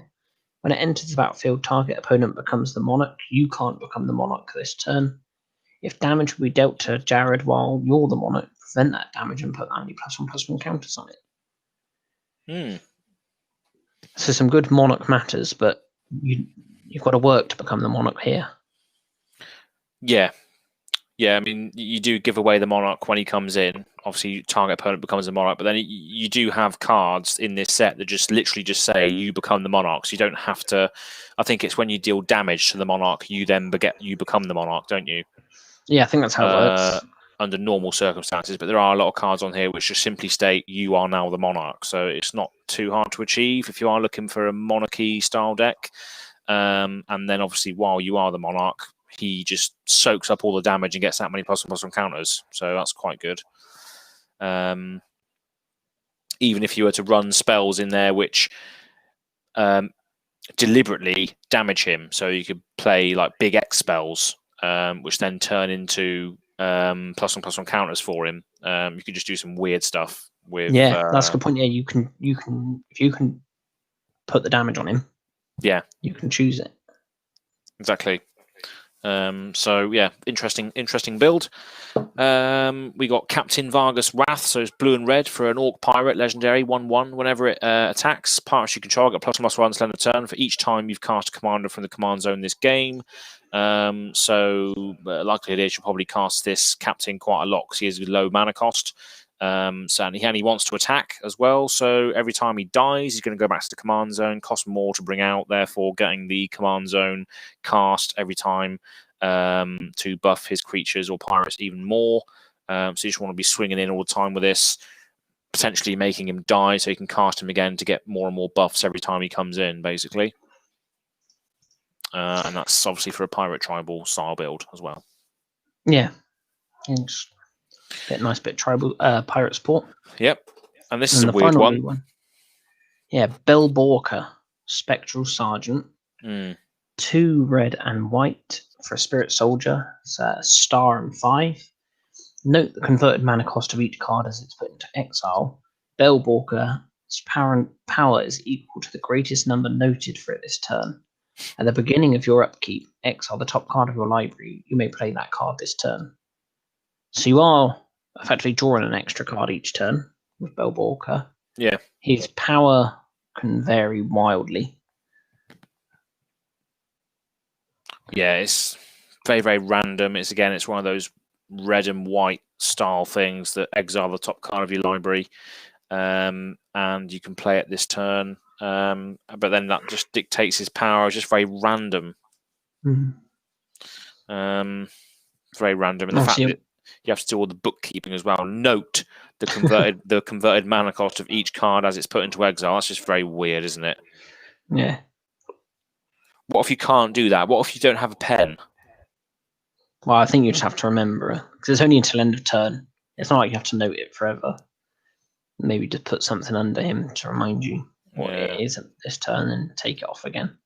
Just a bit of bookkeeping, really, isn't it? But still, interesting card at least. Yeah, I do like his very weird design. Obviously, someone came up with that. Very, very good. But yeah, a bit bizarre. Yeah, I mean, again, I think someone should try and work with that sort of cards in exile space, because again, it's an area that we don't have, we haven't explored yet. The cards in exile sort of space. Just don't let Josh design the card. Just don't let anyone design a card that doesn't work for Wizards, basically. Going up, we've got a few reprints. Sword to Plowshares, one of the best removal spells in white ever. But lovely new artwork. Epic new artwork, yeah. Of someone fading along. I don't really know what's going on. They've got a sword in one hand, a hoe in another. Yeah, I don't know. It's like maybe it's a progression, like from farmer to knight, something like that. Because obviously you got a farmer on the right who's got a hoe, and then you got a knight on the left with a massive sword, double-bladed sword. So yeah, interesting art, and one of the best cards for white removal. Soul Ring, of course, Viscera Seer, Marath, Will of the Wild, all reprints we've seen before. Marath, obviously one of the original, well, not the original, but old style commanders in Naya. We got another Court of Ire. This is the red one, so red and 3 for an enchantment. When it enters, you become the monarch, and at the beginning of your upkeep, Court of Ire deals 2 damage to any target. If you're the monarch, it deals 7 damage to that player or permanent instead. That's quite good. That deals some damage. That's pretty vile. It's even worse when you have Fiery Emancipation out. So obviously Fiery Emancipation, new core, 21 card. If a red source you would control would deal damage, deals triple that damage instead. This does 21 damage each time, basically. Boom. When you got that out, so that's vile. If you can ever assemble that piece, that's funny. And then Guildless Commons, which is basically a bounce land for colourless mana. And it's battlefield tapped. When it enters, return a land you control to its owner's hand, and it taps to add colourless. Yeah, very good. Interesting. Scrolling up a little bit more, we've got more reprints in Opal Palace. Lewis should point out that the artwork for swords isn't new. It's from a Judge promo. Oh, is it? So just a very hard to get artwork. Oh, I see. And actually, a good. Sorry, carry on. I was going to say, is that the art for the card? Then it's not. I guess there's not going to be any other arts for it. That is the art now. No, I think for this version, like for the Commander Legends set, it is. Imagine if they print it again in a standard set or in any other set. They could use any of the old arts or anything. Yeah. I don't know. And Lewis also said a good point is that it can't wait to get Marith in foil. There's a good point that a lot of these sort of reprints of like the old partner commanders, the old partners were in foil, but you can now get them in non-foil. Like Yeah. a lot of these old reprints and stuff, you might be able to be getting these in either foil or non-foil for the first time, which is very good for people with particular preferences and want to bling their decks out and stuff. Yeah, definitely. Yeah, I mean, it's like when the Atraxa and stuff first came out, they were foil only. But then, obviously, when Double Masters got reprinted and stuff, you could finally get them in non-foil and what have you. So, yeah, it's a nice point as well, definitely. Let's scroll up a little bit further here. So, yeah, Opal Palace, Zedru, Carador, all cards we've seen before in Commander products. Yeah. Cite's Ring, have we seen that before? I think that's an old card.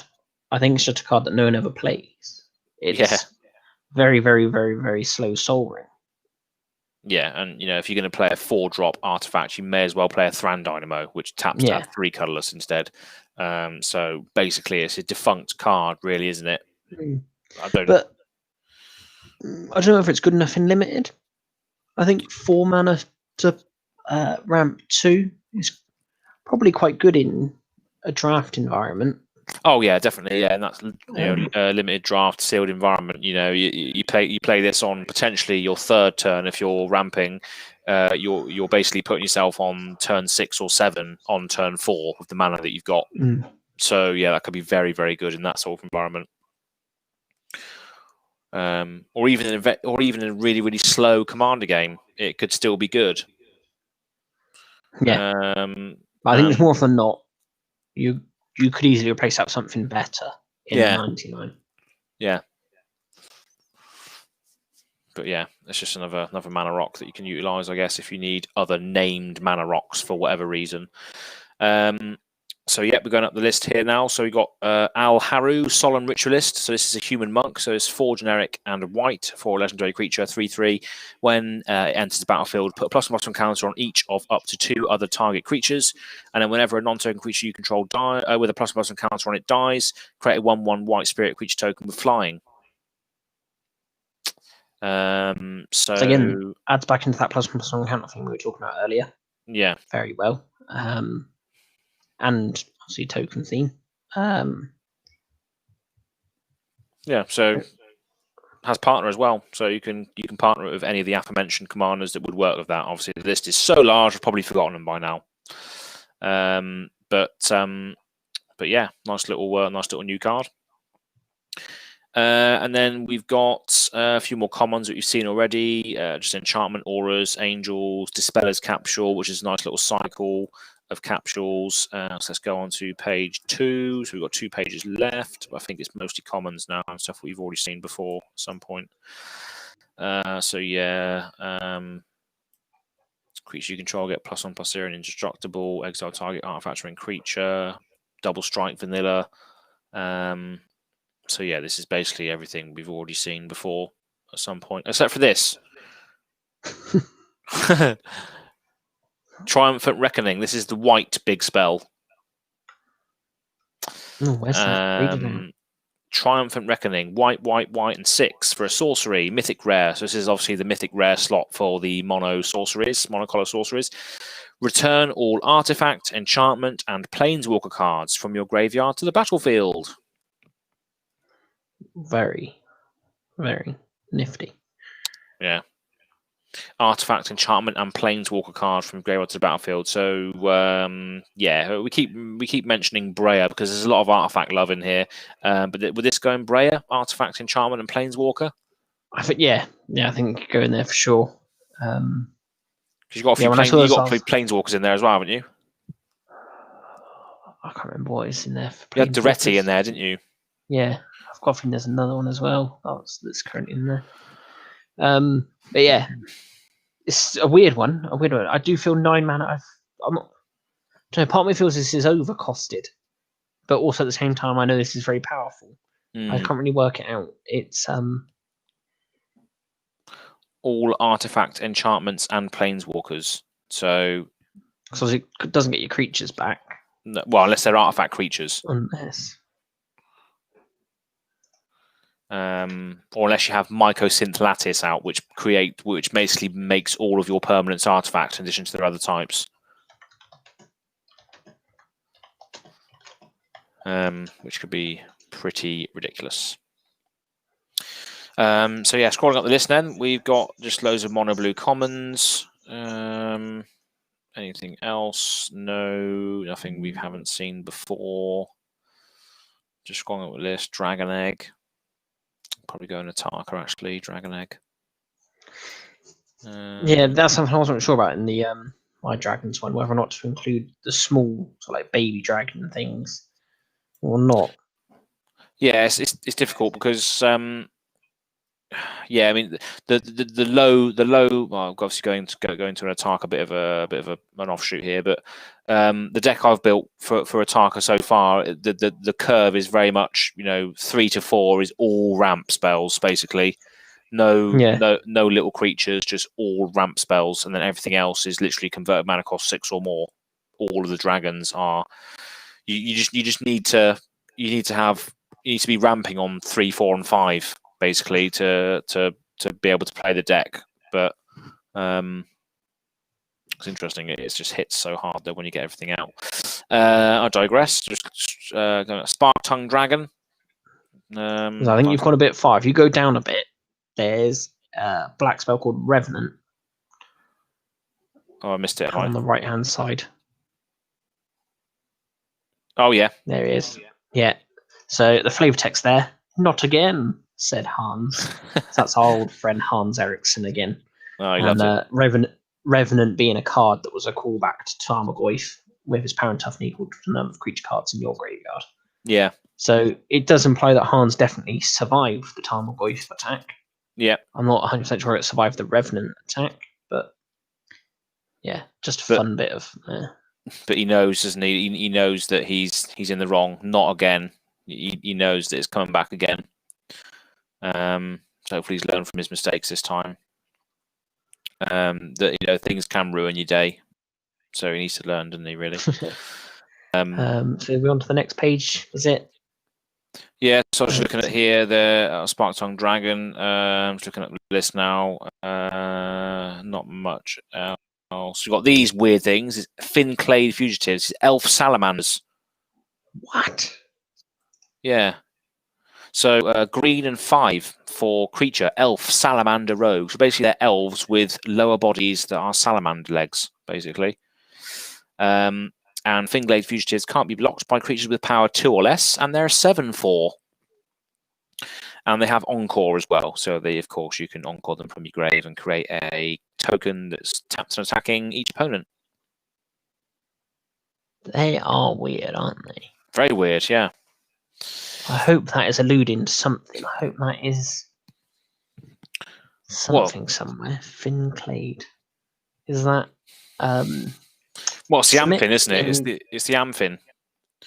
It's the salamanders have sort of come onto dry land and started mating with elves, and that's what these ones are. They're half elf, half salamanders, and that's how they're spreading their seed, and that's why Gore Moldrak is so afraid of them, because they're just shagging everything, and creating just spawn of salamanders. Really, that's a deep insight into Aaron's private blog there. Extremely deep insight. Coincidentally, the name of the blog. The name of the what? What? The deep name insight? of the blog. Yeah, extremely deep insights. Yeah, that's the name of the next set. Deep insight. So yeah, what else we got then? Scrolling up. Monstrous Onslaught. That looks new. Green and 3 for a sorcery. Deals X damage to divided as you choose among a number of target creatures, where X is the greatest power among creatures you control as you cast a spell. It's not new. It was one from the Theros blocks, I think. Oh, is it? Yeah. Oh no, it says Rishkar. So maybe it was from a Kaladesh set, actually. Then. Regards from Pima. Yeah, so that must have been in the second one, Aether Revolt. Aether Revolt, yeah, that's it. We've got a couple of other cards we've seen before: Sentinel Spider, Scaled Behemoth. Ludovic is a mythic rare in this set. Legendary creature, human wizard. He's the one who created the Crown Ludovic's opus.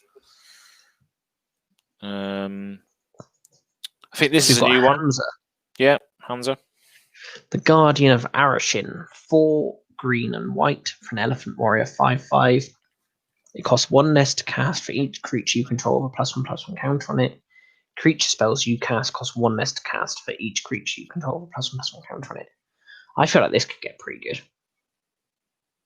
Yeah, I mean, if there's a colour to do it, it would be Selesnya, green and white counters, and then just making your creature spells cost 1 less to cast for each creature you control with +1/+1 counter on it. That's pretty good. Just like Anamar style powerful. Yeah. But with Selesnya tokens in mind also. Yeah, just trying to go sort of wide rather than Anima going high. Yeah. Very good. Yeah. Obviously, these things I always sort of scared. I don't know how many creatures to put in that are small with +1/+1 counters, how many creatures to put in that are big to get the payoff. So if I do find getting that balance is what causes these decks to be really good, because you want it to just be that suddenly you've got sort of critical mass on the field, and then you can be like big creature, big creature, big creature, big creature, big creature, big creature, big creature. Yeah, it's a hard one to gauge, isn't it? What direction you go in? Yeah. So yeah, I like it. Hamza, you're on the team. Yeah, definitely. It's good to see a massive elephant warrior being represented. A lot of these creatures now are being represented in legendary creatures, aren't they? Cats, dogs, elephants, beasts, all sorts, salamanders.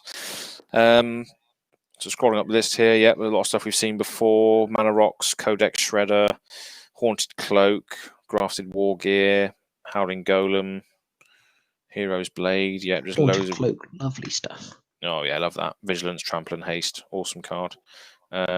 Maybe you should go in Atali now that you've taken out Terror of the Peaks. Yeah, Haste in mono blue is what I got Haunted Cloak for Jalira. Oh, of course, yeah. That's what you need, isn't it? Because you've just got to include all the bad cards in a Jalira deck. Absolutely, yeah. Yeah, you bring out your absolute polymorphed Leviathan. You need to have Trample, Vigilance, and Haste equipped with 1. Give it a Haunted Cloak. That's what you need. What else we got up here? Just a load of jank artifacts, really, and then a Rupture Spire to finish. Rupture Spire. But yes, there are a handful. I know we've skipped over a handful of like sort of just reprints that aren't that exciting, but there are a few good ones. Sort of like Shimmermere artifacts have flash, and yeah, that's very, very good. I've seen that go off a few times. And just generally throughout all the other colours, we just sort of quickly sort of brushed over stuff. But yeah, I think generally this looks like a really fun set. And I think the draft is going to be good. It's weird. I don't know how it is going to work with it being Commander. So, is it drafted and played in a way where it's multiplayer, or is it 1-on-1 still? I think it's to be played like 4-player pod draft, like as a Commander pod. Yeah. Because that's something you would need to know when building a deck. Is it for 1-on-1, or is it for 4-player Commander? And if that is the case, how are Arena going to implement that? Are they going to have 4 players on Arena? It's not coming to Arena. Is it not? No, it's coming to Magic Online though. That's coming to Magic Online, right? So we can play it there online and have all the fun. Yeah. That's weird. I didn't know that. Is MTG Online still Wizards owned, or is it something else? Yeah, still Wizards owned. Okay. So draft. You have three boosters. So as usual, but there's 20 cards per booster instead of just 15, and you select 2 cards for all of your picks. Right. So obviously that helps you it lets you build a lot more synergy into your decks if you can pick 2 at a time. Yeah. Then you build 60 card decks, and you've got your commanders. And then you have battle. you have your deck, then all they have to do is play. Doesn't really say for sure there. So I've just gone back onto the screen so we can view our faces now. So if we finish the spoilers, sorry about that, everyone. Yeah. Let's just see suddenly an endless loop of miniature screens. Awesome. My biggest problem with the set in general, though, is the name, Commander Legends, because we've already got a set called Legends from many, many, many years ago. Yeah. So you've basically got 2 sets called the same, and also the new MMORPG that they've been sort of rumoring and talking about. That's also just called Magic Legends. I just feel it's just very generic. And I don't know, what do they call the next time they want to do this? If this is really, really popular and they think, we need to do a draft commander set every 3 years now to keep people happy. Yeah. Do they just call it Commander Legends 2? Or do they have to come up with more weird commander theme names? Well, it's the same with Modern Horizons, isn't it? Because Modern Horizons was a massive success as well. And what are they going to call that? Modern Horizons 2. What are they going to call that? Because then I find the main problem with it then is, what do you then start using as the sort of 3-letter identifiers for it? Yeah, what was Modern Horizons? Just MHU or something. I don't know. I can't remember what it was. Modern something. But yeah, I don't know how they're gonna brand it, because they want to brand it in a way where it's still cohesive to the previous one, just like a sequel to the previous one. But what do they call it? Yeah. Fair. Yeah, Modern Horizons they did call MH1. So obviously that they had in mind. They knew they were going to make MH2 eventually, I guess. MH1, yeah. I guess they will just call it MH2 then, Modern Horizons 2, Commander Legends 2. Yeah, Commander Legends is just called CMR. All right. What's that on? MTG Goldfish, is it? Is that on? I'm finding this on Scryfall. Oh, Scryfall, yeah. List it all out quite neatly for you. Yeah, I'm interested to see how they brand that. That'd be weird. But yeah, that is pretty much CMD. I started looking at what the original commander was called. So original commander was CMD. Yeah. This is now CMR. Because after that commander set's been called like C13, C14. Yeah. I reckon this will sell really well though. There's a lot of stuff in here that people obviously want to chase. There's weird cards in here that people just want to build, like a Turtle Shaman or something that ends the turn if you ask the player nicely. There's loads of good reprints. There's loads of good stuff in there. Only 2 Planeswalkers, which surprised me. I thought there was going to be more Planeswalkers in the set. But I guess that's a good thing in a way, because it's not about Planeswalkers, is it? It's about legendary creatures. Yeah, I think it does show that Wizards aren't trying to bully their way into forcing Planeswalkers as commanders. I think they're willing to show that they like the idea of it, but they're not going to force it on everyone. Yeah, when they're aware that there's quite a disconnect in the community regarding it.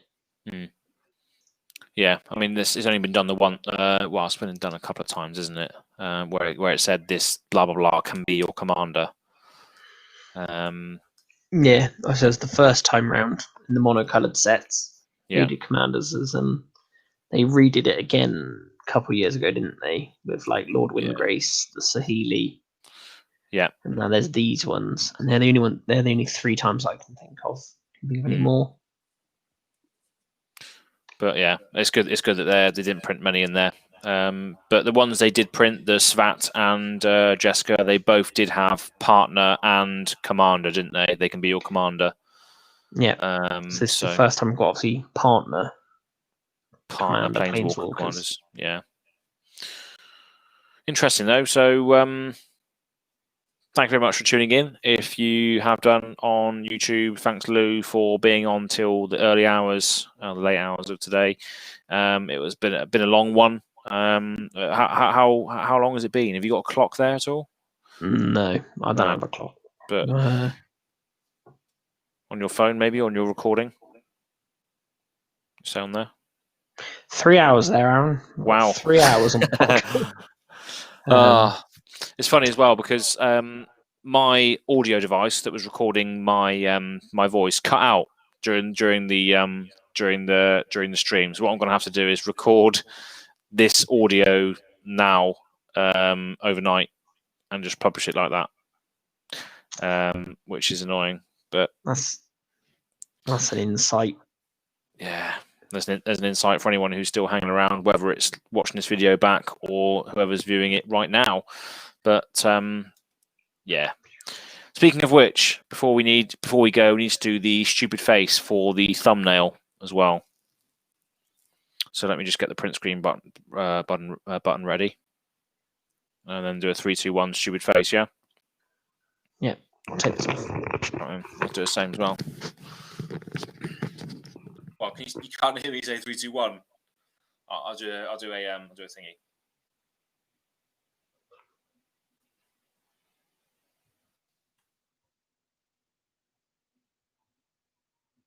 Cool. I think that works. Let me just see if can you post a picture in the chat? No, you can't. Can you? No, I don't think they let you do that. That's a shame. Let's have a look then. See if that... We can share your screen though. If you get it to that big on screen. Yeah. And everyone that's just seen it can see it again. There we are. Look at that. That's beautiful, isn't it? Awesome. So that'll be part of the thumbnail that you'll see later. Jolly good. Sorry, yeah, this is the video that I've just bounced now for the new episode, which is on. Hey? I said, don't worry, it's not on. Oh, okay, never mind. So yeah, thank you very much for tuning in. There is a video coming up soon for Reap the Tide's deck list. So that goes through all the cards that are on the new Commander Precon. Then we'll do another follow-up video for the Armed for Battle one as well. So expect that soon. And also, you can check out our trailer for the Gaming Den versus Pass the Turn. That's on YouTube now as well. That stars Pleasant Kenobi and Gaming Den and me and Tom, who are listening to now. That's up there now. And that will be released on November the 20th in its full-length glory. And yeah, stay tuned for who wins on that. Who are we playing in the episode, Tom? A bit of spoilers now. I was playing the Dragon. So you're playing the Dragon? And you were playing... I was playing... Or you not? No, I wasn't. I was playing Yarok that game. Of course it was, yes. Yarok, yeah. So, yeah. Nice little bit of soul tie value. But I just found that he's just such a target. As soon as you get him out, he's like, yeah, that's literally, you kill it straight away to make the deck not explode. And that's exactly what happened straight away. Just spoiling it for people now, but I won't say any more. Yeah, that was a fun time. Getting Vince on was just an absolute honour. And he had a great deck as well. It'd be interesting to see his opinion on the whole Tatty over AC thing as well, because he ran a Tatty over deck in that game, and AC is the legendary serpent that will appear in the next video. Be interesting to see what his thought is on which one is better, or which one is worth using as the commander. But that's a debate that you can have on that video. So thank you very much for tuning in. And if you've been in it for the long haul, thank you very much. And it was good to see Lou participating a lot in the chat. Looks like you were speaking to him on chat as well, weren't you? Typing back by the looks of it. Lou, and also thanks to Great White Shark and Amuse. Sorry, I didn't really reply to you, but either of you very much. I sort of missed your comments as they came in, unfortunately. Oh, that's a shame. That's a lesson learnt there, so we can hopefully take more notice of the chat next time. Yeah. But how does it tell you what they come in as from YouTube or through Restream at all? Does it tell you on there? Yeah, it tells you that they're from YouTube. Oh, they're from YouTube. Well, all of them were. Yeah. Oh, okay, that's all right then. So I can't actually see. Oh wow, we had two new subscribers during that stream as well, so I'm not sure where they came from. But thank you very much. That's awesome. And click the little bell notification if you want to be notified of any new future videos and get a notification when they come up. And hit the like button if you like the video or any other videos that you have. And subscribe if you're new to the channel. That'll be fantastic. But yeah, we'll have to record this all over again. Well, not physically, but I'll have to just loop the video and press record on my computer so it goes up in podcast form. And that's how you're listening to it now if you're listening to it on Spotify. So you've got all the extra stuff on the end as well. Thank you very much for tuning in, and we'll see you next time some week for another live stream. It is quite haphazard at the moment as to when we do these things, but it looks like weekend streams are more engaged with other people because that's when other people can watch it, I guess, and stay up late to watch it, isn't it? Because we've had a few people on the chat tonight, we had a few people on the chat the first time we did it. Second time wasn't as many, and on a Saturday night it seems to be more popular, I guess, because people are up, aren't they? So maybe we need to decide what the best day is to do it for more engagement purposes. Yeah, I don't know. But it's just really as and when we can at the moment, really, isn't it? Yeah.